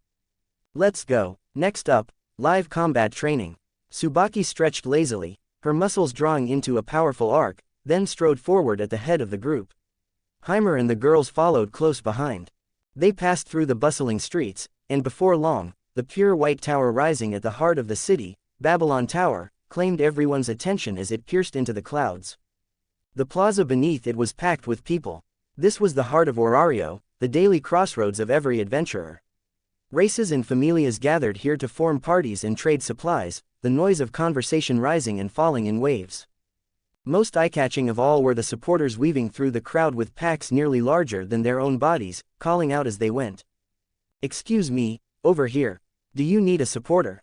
You look new, I'll give you a discount. Just 500 valis. Pick me, I know the upper floors like the back of my hand. The moment Tsubaki appeared with such a conspicuous group, bright, polished, utterly unlike ordinary adventurers, and even accompanied by two bears, sharp-eyed supporters swarmed like sharks catching the scent of blood. Smiles plastered on their faces, they hurried over. Anyone with eyes could tell this was a rookie party, led by a level 5. Such groups usually paid well, and with a powerful figure backing them, the risk was minimal. For supporters, it was practically a golden job. Go back, don't waste your time, we don't need a supporter. Before they could get close, Tsubaki shut them down. It was the attitude of a veteran. They were only heading to the upper floors, there wouldn't be much loot to carry. Hiring a supporter now would just be throwing money away. But one supporter tried to insist. Can't you understand plain speech? Tsubaki's single eye narrowed, and just a trace of a first-class adventurer's aura slipped free. We're just taking a stroll on the upper floors. If you need someone to carry your bags for that, you might as well quit being an adventurer. The supporters scattered immediately. The commission would have been nice, but no one was foolish enough to provoke a level 5. Ha! Once they were gone, Tsubaki sighed, reigning in her presence before turning to Haimer. Forgive the harsh tone, Lord Haimer. Letting rookies get used to relying on supporters isn't a good habit. And besides, never trust a stranger in the dungeon. If they grow used to placing blind faith in some roadside supporter, one day they'll get stabbed in the back. They won't even know how they died. That happens more often than you'd think in Orario. She's right, Haimer said with a nod. After all, he remembered clearly how such things could end. In a place where people risked their lives for money, trust was a luxury. The group pressed on, but as they neared the dungeon entrance, trouble found them anyway. Halt! Several guards in uniform blocked the way, long spears in hand. They were members of the Ganesha Familia, tasked with maintaining order around the plaza and entrance. The lead guard eyed the large black bear behind Warabi. Adventurers may bring pets, but that bear is too large, and it isn't muzzled. With this many people around, what if it goes berserk? The beast stood like a small hill. Upright, it towered over a man. With its heavy armor, it looked less like an animal and more like a moving fortress. The guard's caution was understandable. Warabi bristled at once. Kubo isn't dangerous at all. He's very well behaved. Kubo, sit. To prove it, she gave the command. RR. Sensing the hostility from the two-legged creatures before him, Kubo blinked innocently, his beady eyes almost comical, then plopped down with a heavy thud that made the ground tremble. He scratched his belly with a massive paw and scooted his rear along the floor, looking thoroughly foolish. The guard stared, speechless. I'll vouch for them, Tsubaki said, stepping forward and flashing her identity plate. And with a god present, there won't be any trouble. She gestured toward Haimer. The guard hesitated. A god's presence was unmistakable in Orario. Combined with Tsubaki's guarantee, that was enough. He withdrew his spear and stepped aside. If Lady Tsubaki and Lord Haimer are present, you may pass. But keep it under control. If anyone gets hurt, Lord Ganesha won't be pleased. Appreciate it. With that, they entered the vast lower hall of Babylon Tower, the gateway to every adventurer's dream. It was called the Beginning Road. At the center of the hall yawned a massive circular opening, from which a broad spiral ramp descended into the dungeon below. This was the only official entrance. Magic stone lamps glowed along the walls as adventurers streamed in and out. But as a god, Haimer could not enter the dungeon proper. He could only escort them to the mouth of the spiral ramp. Watching the 5 swords and the Empress brimming with anticipation, he nodded. Go, I'll wait here for good news. The rest is up to you. Yes, Lord Haimer. Kurukiru Amu, Inaba Tsukuyo, and the others answered in unison. Tsubaki grinned. Don't worry, I'll bring them back in one piece. Haimer inclined his head. Then I'll leave it to you. With that, they parted, and the group disappeared around the curve of the descending ramp. As they moved deeper, the initial excitement gradually cooled, and the stairs began to sting. They stood out too much. A procession of beautiful girls. 2 bears, a blind swordswoman walking with closed eyes. A woman with no visible weapon at all. Even with a level 5 leading them, whispers trailed in their wake. Hey, look at that. A few adventurers resting nearby glanced over while polishing their weapons. That's Tsubaki from the Hephaestus Familia, right? Big name. What's with the girls behind her? And bears, one big, one small. This is ridiculous. They even brought a blind girl down here. Probably a bunch of rich brats here to get gilded. The mutters were hushed, but in the echoing ramp, they carried clearly. Warabi puffed her cheeks in anger and glared back, though her indignation only earned them a chuckle. Even Kubo rumbled low in displeasure. Ignore them, Tsubaki said lazily without turning around. In the dungeon, mouths are the most useless things. If you want someone to shut up, the only way is to knock their jaw loose with strength. She glanced back briefly. And you are rookies. That's a fact. Being looked down on is one of the first lessons. Chapter 29. The dungeon adventure begins to unfold. That was what she said. Even though she spoke with the tone of a seasoned veteran lecturing newcomers, Tsubaki's instincts, sharpened through countless brushes with death in the dungeon as a LV.5 first-class adventurer, still told her that this group was probably not as simple as they looked. Especially the blind girl named Inaba Tsukuyo. Earlier at the guild, the way she located positions purely through sound had surprised even Tsubaki a little. That kind of hearing was not something an ordinary blind person could train. And then there was the other one. Tsubaki's gaze shifted to the black-haired girl called Karukiru Amu. This one was even more unusual. She had walked around the armory for quite a while, yet in the end she hadn't taken a single proper weapon. When entering the dungeon, the only equipment she wore was a set of light leather armor. Her hands were empty, completely barehanded. Seeing that outfit, Tsubaki couldn't help but think of the Ishtar Familia, especially those battle courtesans who specialized in martial arts. Many of them preferred not to carry weapons either. After all, a large portion of them practiced hand-to-hand combat. Could this girl be following the same path? If that were the case, the early stages would be extremely painful. After all, no matter how hard a human fist might be, striking a monster's bones would still hurt. Alright, this is where the real labyrinth area begins. Before anyone noticed when it happened, the wide spiral slope around them had disappeared. In its place were tangled rock tunnels stretching in every direction. The light had also grown dim. Only patches of low-purity phosphorescent moss embedded in the walls emitted a faint, ghostly blue glow. Tsubaki stopped walking and turned around, pointing toward the dark tunnel entrances surrounding them. Once you step into the dungeon's real danger zones, these complicated tunnels will scatter adventurers apart. Don't expect to keep seeing large groups like you did above. And even though this is only the first floor, it's already a real battlefield. The first 5 floors mark the beginning of the upper levels. The monsters here are mostly low-level ones like goblins and kobolds. Individually they're weak, you could kill one with a stick. But they make up for it in numbers, and they love ambushes. Go deeper, around the 6th floor, and you'll start encountering a monster called the War Shadow. Those things are fast, with sharp claws. In every sense of the word, they're rookie killers. As for the 7th floor and below, if you run into the armored killer ants and fail to eliminate them immediately, they'll call for reinforcements. That can easily trigger a small monster swarm. At that point Tsubaki paused and glanced over the girls behind her, who still looked soft and inexperienced. But at your current stage, getting used to the rhythm of the first 5 floors will be enough. Today's goal is simply to let you see some blood, and also before Tsubaki could finish saying, and get familiar with your weapons, several small shadows suddenly rushed out from the corner ahead. Green skin, large pointed ears, rusty short swords and wooden clubs in their hands. Shrill and unpleasant screeches filled the air. Goblins, 6 of them. So they've arrived. Tsubaki raised an eyebrow. After a brief thought, she stepped aside and leaned against the wall with her arms folded. They're the lowest level trash mobs, but they're good enough for a warm-up. Go on, let me see your... Before she could finish speaking, Amu had already rushed straight into the middle of the goblins. Hey, don't charge in so wreck. Tsubaki frowned, about to warn her not to be careless. But the next moment, her voice stopped in her throat. The goblins clearly hadn't expected a human woman to rush them barehanded. In their moment of confusion, they swung their short blades wildly. Clang! A crisp metallic sound rang out. The rusty dagger struck Amu's raised arm, and sparks flew as if it had struck a steel plate. Her skin wasn't even cut. Tsubaki's pupils shrank.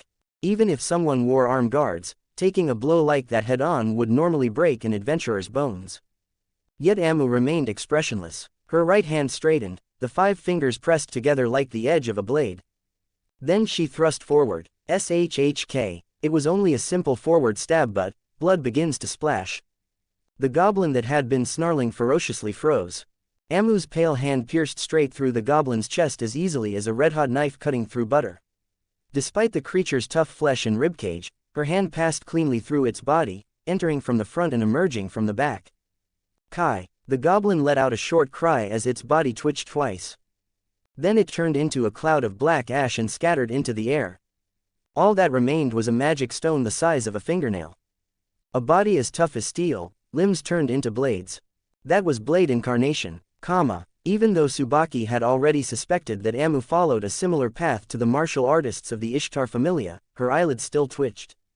What kind of absurdity was that? Goblins might be weak, but they were still monsters. Their chests were protected by ribs. Even an adventurer wielding a blade would find it difficult to pierce straight through that cleanly. Yet she had done it, with her bare hand. And when Amu pulled her hand back out, aside from a little blood staining it, there wasn't even a scratch. Was that really a human hand made of flesh? The battle, however, was not over. The remaining goblins did not retreat when their companion died. Instead, the smell of blood only drove them into a greater frenzy as they screeched and lunged forward. Since Amu has already made the first move, we can't fall behind.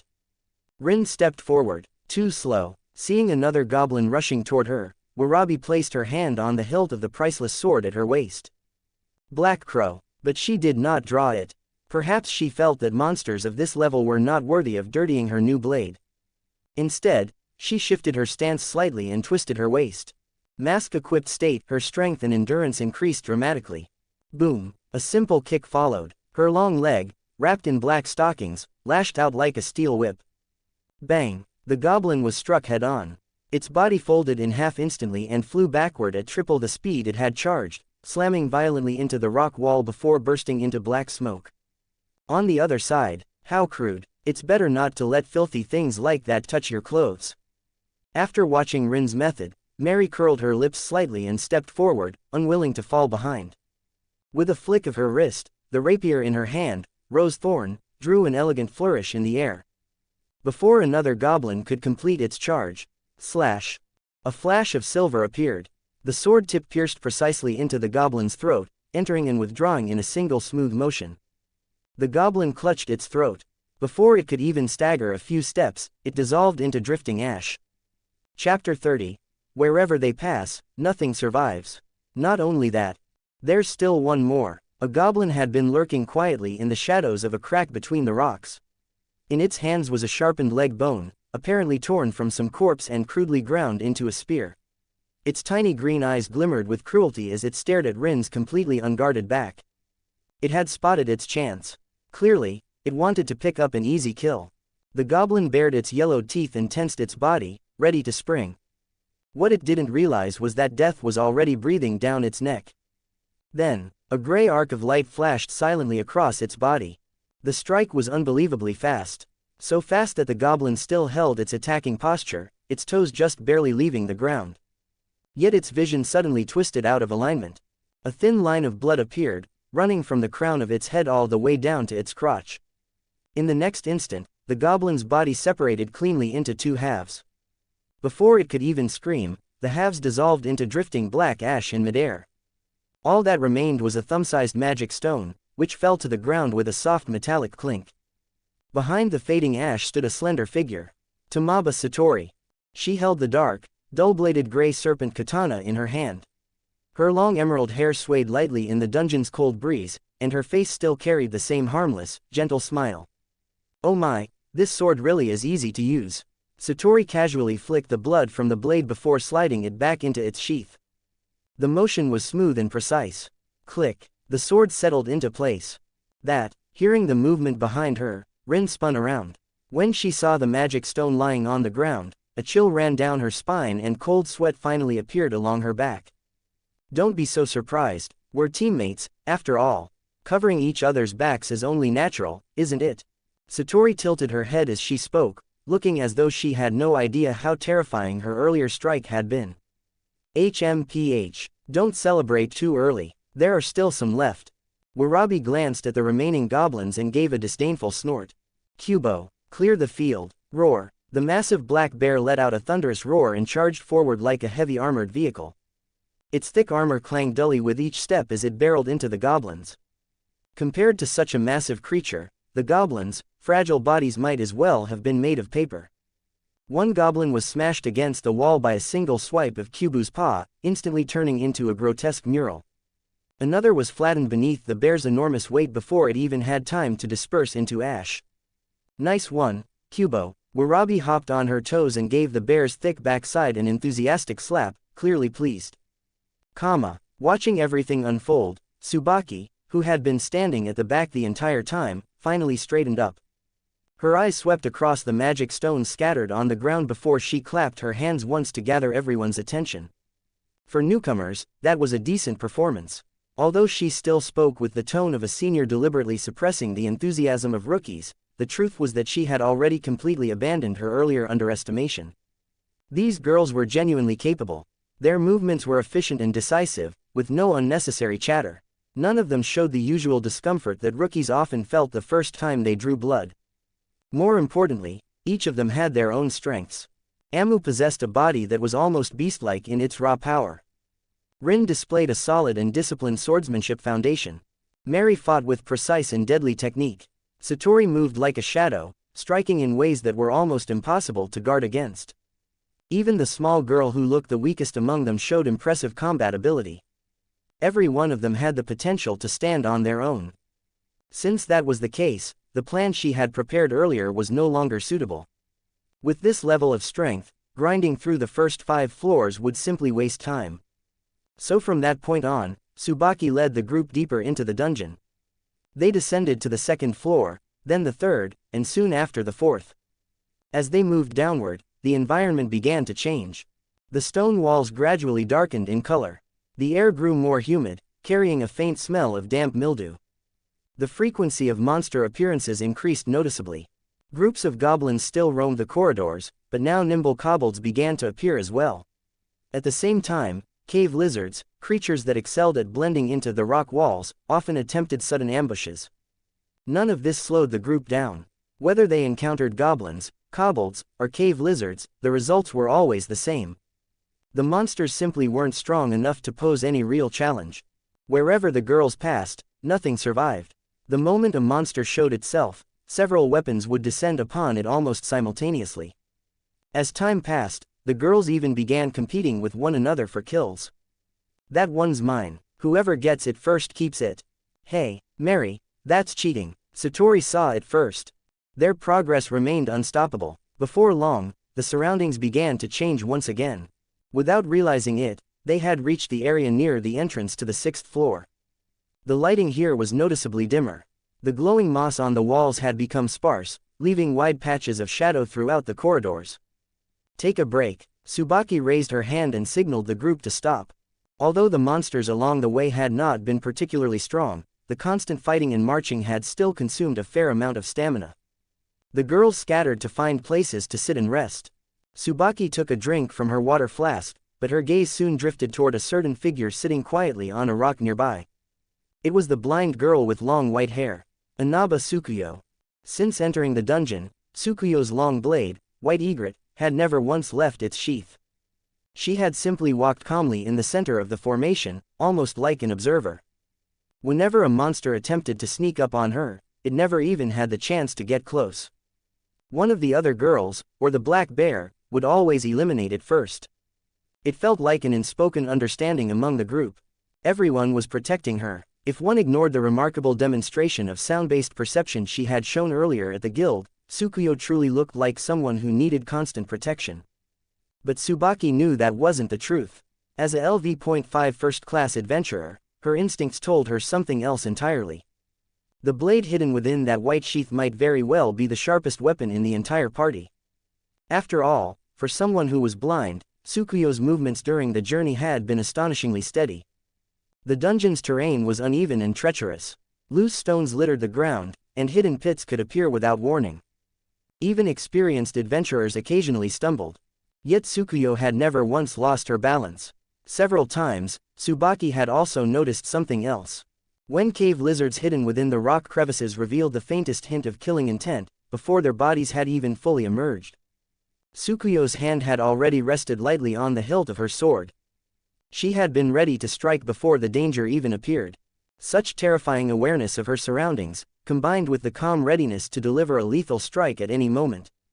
Rather than being protected by the others, it felt more accurate to say that the others simply acted too quickly, never giving her the chance to draw her blade. With that thought, Tsubaki tightened the cap on her water flask and hooked it back onto her waist. Then she walked directly over to Tsukuyo. Tsukuyo. May I call you that? Looking down at the delicate girl who resembled a porcelain doll, Tsubaki unconsciously softened her tone. Of course, Tsubaki, senpai. Tsukuyo lifted her head. Her crimson eyes held no focus. Yet Tsubaki felt strangely as though she had been precisely locked onto. I noticed you haven't made a move this whole time. Is that because you can't see, or because battles of that level simply aren't worth drawing your sword? Tsubaki didn't bother with indirect phrasing. She sat down cross-legged in front of Tsukuyo and asked the question directly. Chapter 31, Inaba Tsukuyo. After Tsubaki's rather blunt remark fell, the girls around them, who had been bickering or polishing their weapons, paused almost at the same time. A few curious glances quietly gathered. After all, even if no one said it aloud, everyone was wondering what Tsukuyo would say next. Faced with such a direct question, Tsukuyo showed no trace of embarrassment. She simply adjusted her sitting posture slightly and rested both hands lightly on the sheath of the katana white heron, which lay across her knees.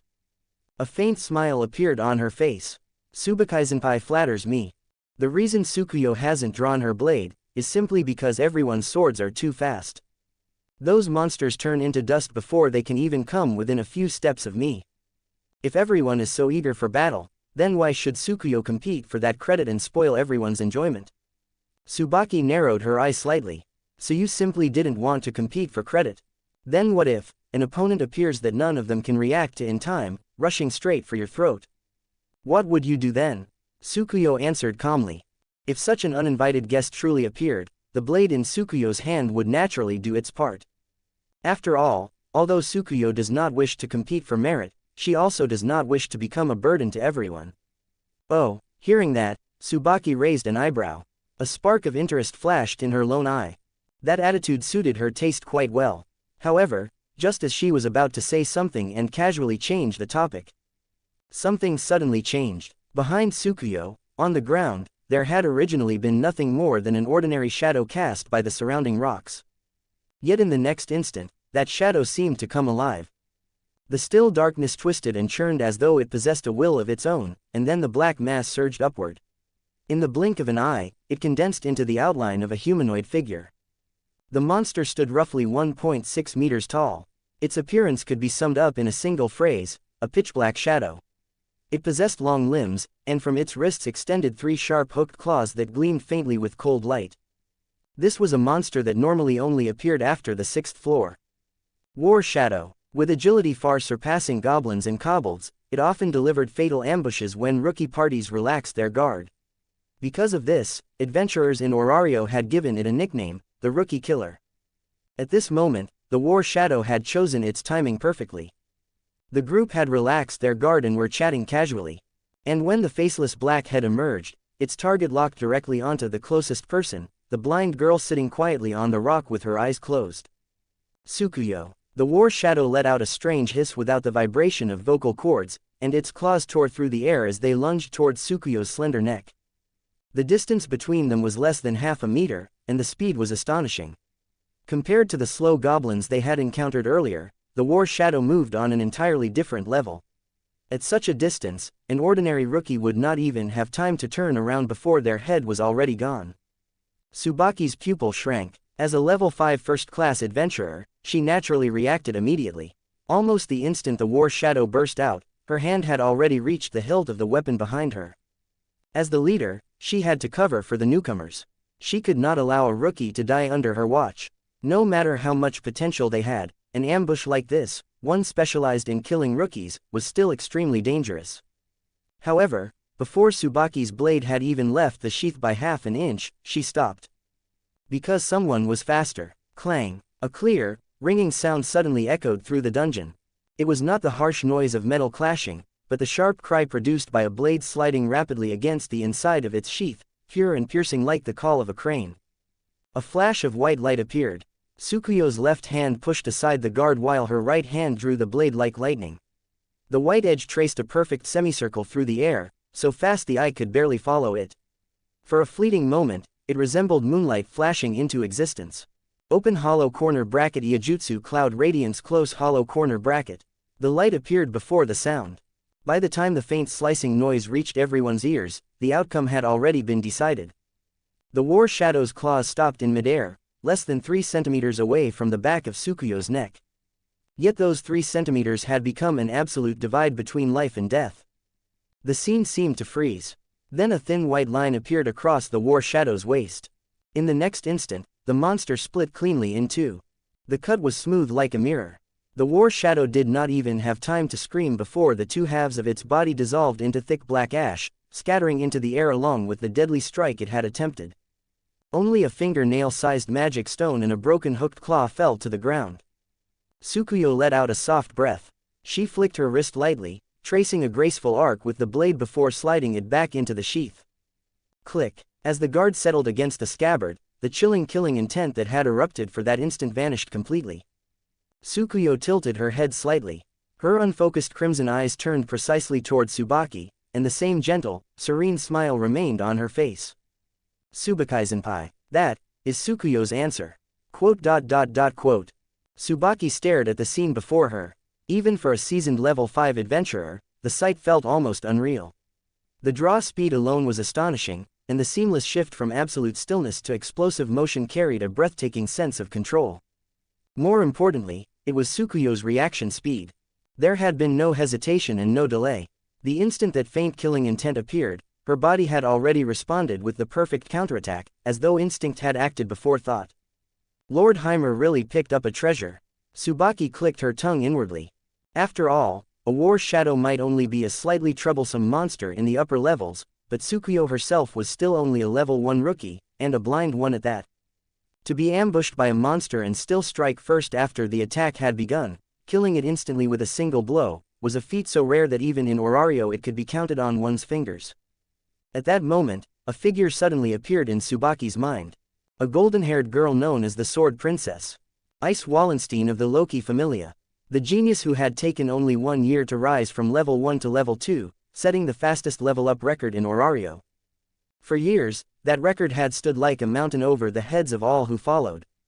Yet now, looking at the blind girl before her, Tsubaki suddenly felt a strange intuition. If it's this child, she might truly have a chance to break that record. With that thought, Tsubaki's interest grew even stronger than before. It seemed that accepting this job of guiding rookies had indeed been the right choice. After all, witnessing the birth of a prodigy was one of the greatest pleasures for the gods and adventurers who lived in Orario. And for a blacksmith like her, seeing a weapon she had personally forged bloom with such brilliance in the hands of a true genius was a satisfaction more intoxicating than the finest liquor. Chapter 32, Haimer's Stalker. With that, Tsubaki casually bent down, picked up the small magic stone left behind by the war shadow, and flicked it into the air with a light snap of her fingers. It traced a neat arc through the air. Tsukuyo raised her hand slightly and caught it cleanly between two slender fingers. She didn't even tilt her head. Looking at that, Tsubaki couldn't help scratching her messy hair. The smile at the corner of her mouth no longer held back in the slightest.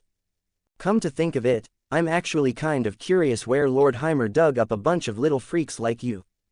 But, since you're this capable, I can't keep treating you like first-timers who just entered the dungeon. Originally, I was only planning to take you around above the 10th floor and let you get used to the environment. But now, a grin spread across Tsubaki's face.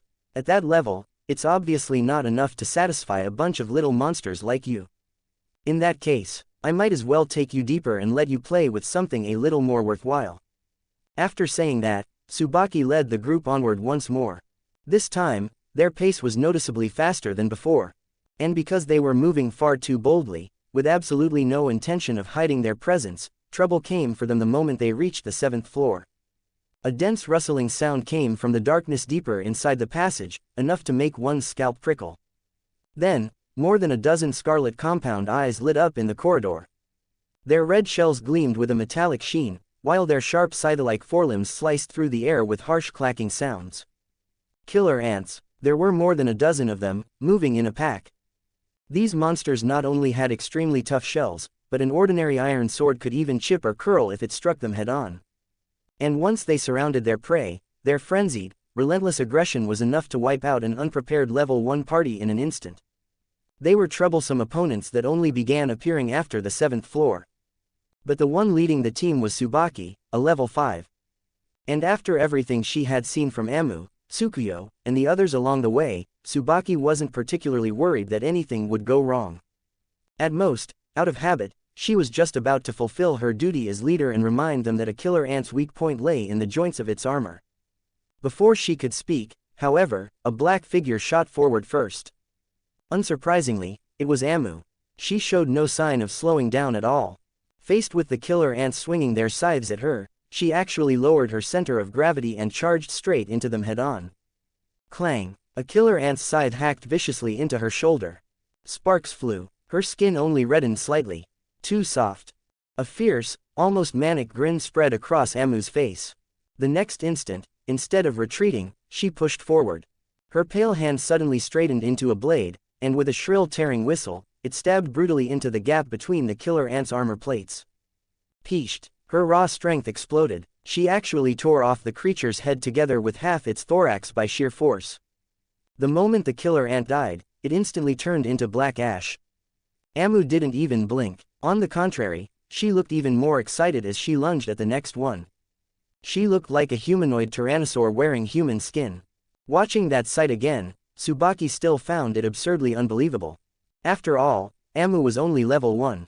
Yet even at level 1, her body was already tough enough to take a killer ant's side head-on, a weapon sharp enough to cut through stone, and fight back with bare flesh. If she ever achieved a great feat and leveled up in the future. Just imagining that scene was enough to send a chill down Tsubaki's spine. At this rate, this girl might end up becoming even more of a monster than the monsters in the dungeon. Thinking that, Tsubaki shook her head and casually lifted her foot. Splat! The crisp sound was like stepping on an overripe tomato. A killer ant that had tried to take advantage of the chaos and sneak up behind Tsubaki didn't even have time to force out its trademark hiss before its head was crushed flat beneath the heel of her heavy work boot, instantly turning into black ash. A fingernail-sized magic stone rolled across the ground with a light clink. Naturally, Tsubaki had no interest in something that small. She simply folded her arms again and continued watching with obvious amusement. At least for now, these dozen or so killer ants, which would be fatal to an ordinary adventuring party, were nothing more than whetstones for this group of little monsters. Meanwhile, while the killing inside the dungeon was in full swing, things above ground in Orario were taking a rather different turn. It was noon, and the sunlight was just right. The towering shadow of Babylon Tower stretched long across the city. Standing beneath that shadow was Haimer, wearing a somewhat helpless expression. In his hand was the silver-white spear he had conveniently borrowed from Hephaestus Familia, and he was strolling aimlessly along the stone-paved road of North Main Street. Ordinarily, now that he had handed his Familia over to a reliable level 5 like Tsubaki for training, and with his followers steadily beginning to develop, a chief god in his position ought to be enjoying the sights and atmosphere of Orario during this rare stretch of free time. It should have been a pleasant outing. But the current situation was a little awkward. Haimer took one step forward with that silver-white spear in hand. At once, the bustling crowd split neatly to both sides, as if Moses parting the sea, and forcefully opened up a passage nearly 3 meters wide for him. No one dared approach. The adventurers on the roadside all fell silent, though their expressions also carried a strange hint of eager curiosity, the kind people wore when they wanted to watch trouble unfold from a safe distance. This was not because Haimer was carrying a spear. After all, in Orario, adventurers walking the streets with weapons were as common as blades of grass. The real reason was the person following behind him. After turning into yet another alley and still failing to shake her off, Haimer finally let out a long sigh, stopped, and turned around. "I mean, Captain Shakti, you've followed me through 5 streets already. Aren't you tired?" Standing 5 paces behind him was an extremely eye-catching adult woman. She had short dark blue hair, refined and dignified features, and an air of textbook perfect righteousness about her. Her figure was tall and slender, and even beneath tightly worn regulation light armor, her body's near-perfect curves were impossible to hide. Captain of the Ganesha Familia, Level 5. Elephant God Staff, Shakti Varma.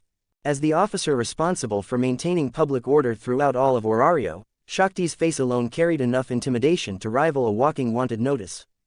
Fully armed and even wearing gauntlets, she remained completely expressionless in the face of Haimer's questioning. She inclined her head slightly and performed a standard, impeccably proper greeting, but there was not the slightest hint of retreat in her tone. "Lord Haimer, please do not misunderstand. This was personally instructed by Lord Ganesha. If Lord Haimer appears in a densely populated area while carrying a weapon, then in order to prevent any accidents, and also for Lord Haimer's own safety, it is necessary for someone to remain at your side as an escort." "Escort?" Haimer raised a brow. "Looks more like surveillance to me. And even if it's protection, there's no need to make it look like I'm being escorted under guard like some criminal, is there? Anyone who didn't know better would think I'm some kind of terrorist planning to blow up Babylon Tower. Chapter 33. A wolf in sheep's clothing is still a wolf. Lord Haimer jests, although you may not actually intend to blow up Babylon Tower right now. But, Lord Ganesha specifically instructed us that your descent was something none of the gods expected. You are a god whose arrival is bound to bring enormous changes to the lower world's balance. And in addition, there is the uniqueness of your divinity. For someone with such qualities, it is necessary for us to treat the matter with the utmost seriousness and invest in proper security measures out of concern for safety. After saying that, Shakti even gave a perfectly proper bow. Her attitude was respectful, her tone sincere, and there was not the slightest flaw to be picked apart. It was practically a textbook example of official rhetoric, using the most polite attitude to say the most unyielding things. Those blue eyes of hers clearly carried a kind of stubborn resolve, the sort that seemed to say, even if it's unpleasant, it still has to be done, because it's the mission. People like that were the hardest to deal with. When someone raised the banner of, "It's for your own good," and, "Safety first," getting angry only made you look unreasonable. But Haimer had long since grown sick of hearing this kind of polished nonsense. Safety concerns, proper importance, pretty words were easy for anyone to say. Thinking that, Haimer flipped his wrist. The long spear in his hand dropped vertically. Boom! A dull, heavy impact rang out. The butt of the spear drove straight into the hard stone road, sinking in nearly 3 inches. Centered around the point of impact, a web of fine cracks spread across the ground. The moment that happened, Shakti's voice stopped. Her body, which had been maintaining its standard upright posture all this time, visibly tensed. The sudden movement also startled the adventurers who had been eavesdropping nearby. As a god, Haimer naturally had no intention of getting branded with all kinds of labels less than 2 months after arriving in this world, especially when he hadn't actually done anything yet. The feeling of being treated like a potential criminal was particularly irritating. If anyone wanted to talk about a bad track record, Loki had once incited the gods in heaven into mutual slaughter. And besides, this wasn't heaven. This was the lower world. If he had actually done something evil down here and been caught, then naturally he would have nothing to say. But the problem right now was, he hadn't been caught doing anything. So how had he already been labeled? That was a serious problem. Haimer was not going to accept all this just because someone wrapped it up in the banner of, "For your own good," and, "Safety first." So he cut Shakti off before she could continue and tilted his head slightly, gesturing for her to look around. This place was North Main Street in Orario. It could be called one of the busiest districts in the entire city. The once bustling crowd had already cleared out a vacuum zone with a radius of 10 meters around the two of them. No one dared come close. And yet countless eyes still lingered outside that empty circle, watching everything happening here. "Look at the way these people are staring, Captain Shakti. What do you think they're thinking? Look, a god is being watched by the captain of the military police, he must have done something. If even the captain of the Ganesha Familia has been mobilized, then this god is definitely dangerous. Maybe he's even some evil god planning to offer Orario up in blood sacrifice one day." Every time Haimer said another sentence, a few people in the crowd would shrink their necks like someone had stepped on their tails. So this was clearly not just something he made up. Because of certain past incidents, evil gods had always been a taboo topic in Orario. As the captain of the Dungeon City Military Police, the leader of the Ganesha Familia, Shakti Varma had a presence that carried enormous weight in Orario. Whenever she appeared in full battle gear, to the citizens and adventurers living in the Dungeon City, it meant only one thing. Official intervention, violent suppression, a line that absolutely could not be crossed. It meant that riots, brawls, or some other serious incident requiring force had broken out. Over time, the image of Shakti fully armed had formed an extremely strong fixed impression in the minds of the city's residents and adventurers. In order to adapt to a complicated and ever-changing world, the human brain developed an efficient protective mechanism. That mechanism was labeling. By using stereotypes to simplify information, people could quickly sort complex individuals into fixed categories, lowering mental strain and improving judgment and decision-making speed. And from that, a complete formula could be drawn. Shakti plus full armor equals danger nearby. But, Shakti plus full armor does not equal Shakti herself as the danger. Then who was dangerous? Naturally, it was her target. And that made the conclusion obvious. Me equals the target of Shakti in full armor equals danger. A wolf wearing sheep's clothing was still a wolf. Faced with Haimer's accusation, Shakti fell silent. Her sharp brows drew together slightly, a faint crease appearing between them. For the first time, a clear look of conflict appeared on that face always known for discipline and severity. Because when she thought it through, it was true. Following 5 paces behind a god from another familia while fully armed, clad in regulation armor representing public authority and even wearing specially made metal gauntlets. That really was the same as placing an extremely dangerous label on Haimer. And it could very well, just as he had said, seriously damage his reputation in the lower world. However, even though Shakti acknowledged the logic of that argument, it did not mean her original stance would change because of it. After all, as the captain of the Dungeon City Military Police, the Ganesha Familia entrusted by the guild with maintaining public order in Orario, Shakti had seen far too many tragedies caused by gods indulging their own selfish desires. During the Great Feud, several gods had been forcibly sent back to heaven in a single day. The final toll had been over 30,000 adventurers and civilians dead or wounded. The entire city of Orario had been shaken. Those blood-soaked casualty figures sealed away in the guild's archives were a constant reminder to her. Every god in the lower world, without exception, no matter how harmless they looked on the surface, still carried within them the capriciousness unique to gods. And the one standing before her now, wore calamity. Even Lord Ganesha himself had spoken with unprecedented gravity when discussing matters related to this god. Faced with someone like that, Shakti had no choice but to remain vigilant. Moreover, her original plan had actually been to observe from the shadows like she would when tailing a suspicious target. But after Lord Ganesha learned of that, he had specifically warned her. A sharp god will not find it difficult to detect someone following him. And secretly spying on another familia's god without permission is a grave taboo. Once exposed, it will only provoke a much greater conflict. The rules between gods were delicate. Only gods could handle gods. And for that very reason, in order to avoid unnecessary disputes and keep trouble away from the Ganesha Familia, Shakti had ultimately chosen the safest method Lord Ganesha had instructed her to use. Stay close and guard him openly. As long as she remained beside him, then even if this god wanted to do anything, he would at least have some reservations. But now, it seemed, the side effects of that method were even greater than expected.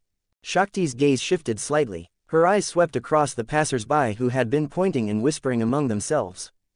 The moment they noticed her sharp gaze turning toward them, those voices that had been gossiping so freely a second ago all stopped at once, like ducks having their throats squeezed by an invisible hand. A few of the more timid ones even stumbled backward several steps, nearly stepping on the feet of those behind them. That reaction only proved Haimer's point even more. So after weighing things again in her mind, Shakti turned those blue eyes back toward him. I apologize, Lord Haimer. As you said, continuing this standoff has indeed caused serious damage to your reputation.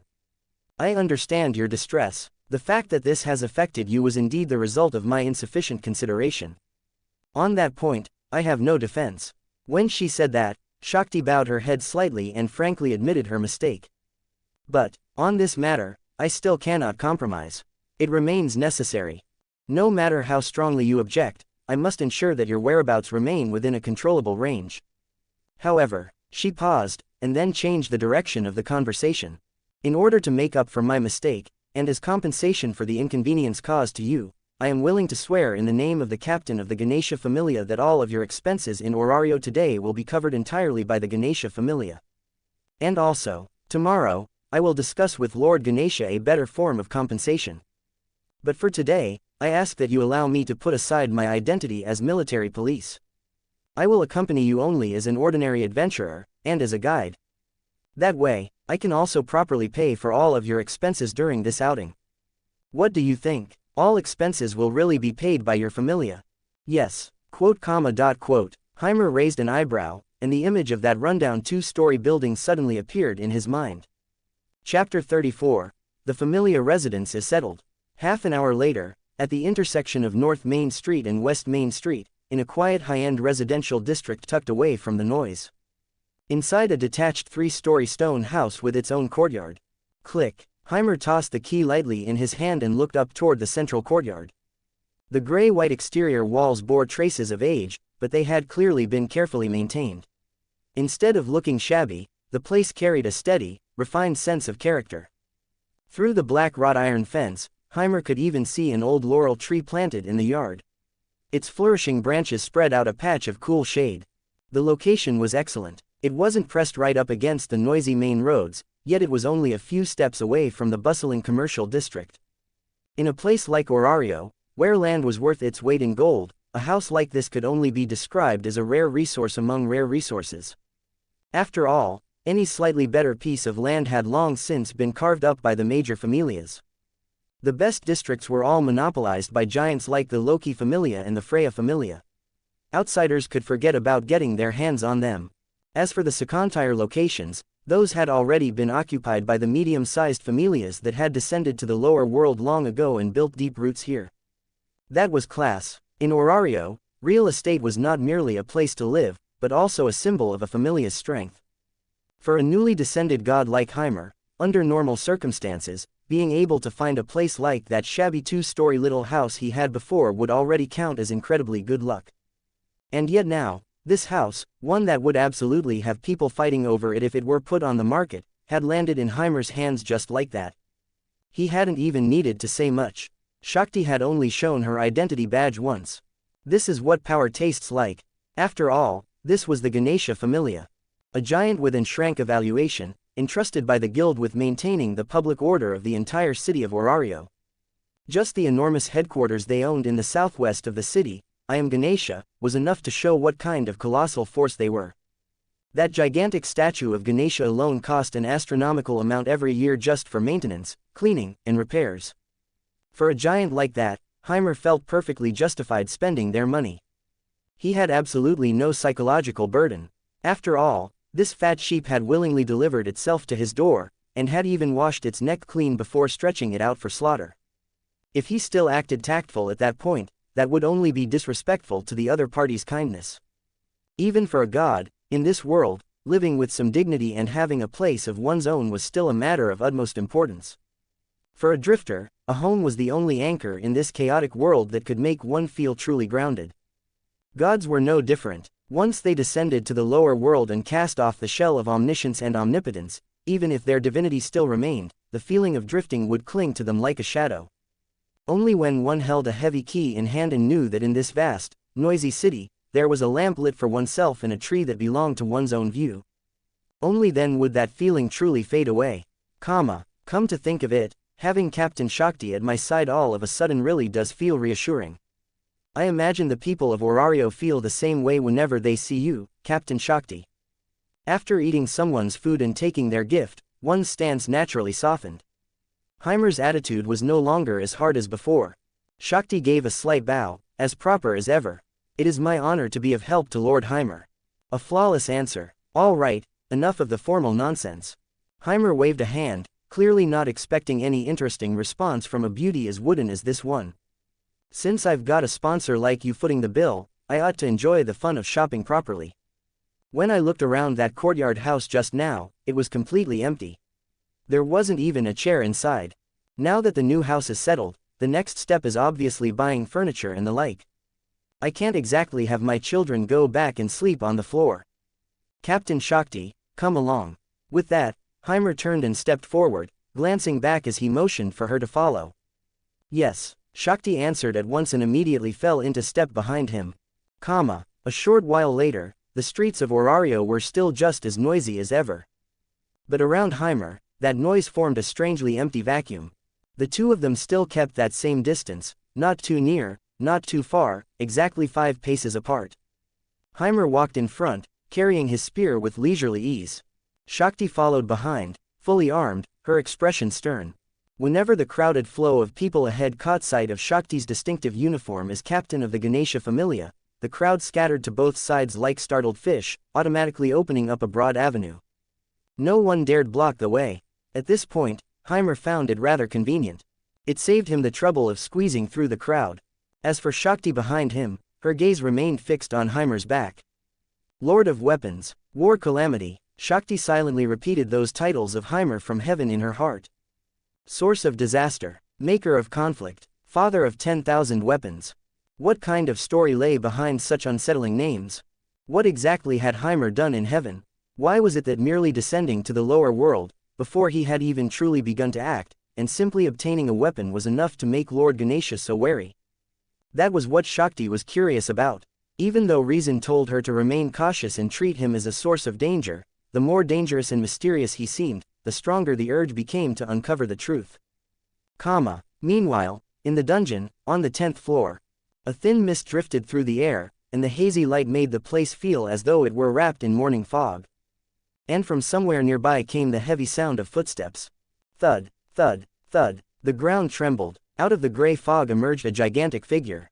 It stood over 3 meters tall, its body packed with rock-like muscles. Its skin was a sickly gray-brown, and around its waist hung only a tattered strip of beast hide. On its enormous boar-like head, 2 tusks jutted outward, while its eyes shone with brutal savagery.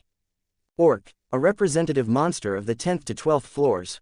Known for its thick hide and terrifying brute strength, it was practically a wall of flesh that a level 1 party without sufficient firepower had no hope of overcoming. Roar! The orc let out a deafening bellow and charged forward like an out-of-control war chariot, swinging the thick bone club in its hand. The momentum was terrifying, but in the very next second, crack, red and white stuff splattered. The orc's huge head exploded from the back of its skull, bursting apart into a slurry. Its headless body swayed twice. Then it crashed to the ground with a heavy thud. A moment later, the corpse dissolved into black ash, leaving behind a medium-purity magic stone and a pair of broken tusks. So dirty. Amu flicked the foul blood off her hand in disgust. First she had torn apart goblins and killer ants with her bare hands. Now it was an orc. She really is a monster. Tsubaki clicked her tongue inwardly. And it wasn't just Amu. The others were performing just as fiercely. Slash. Peeshed. Rin cut straight through one orc's spine with a single stroke.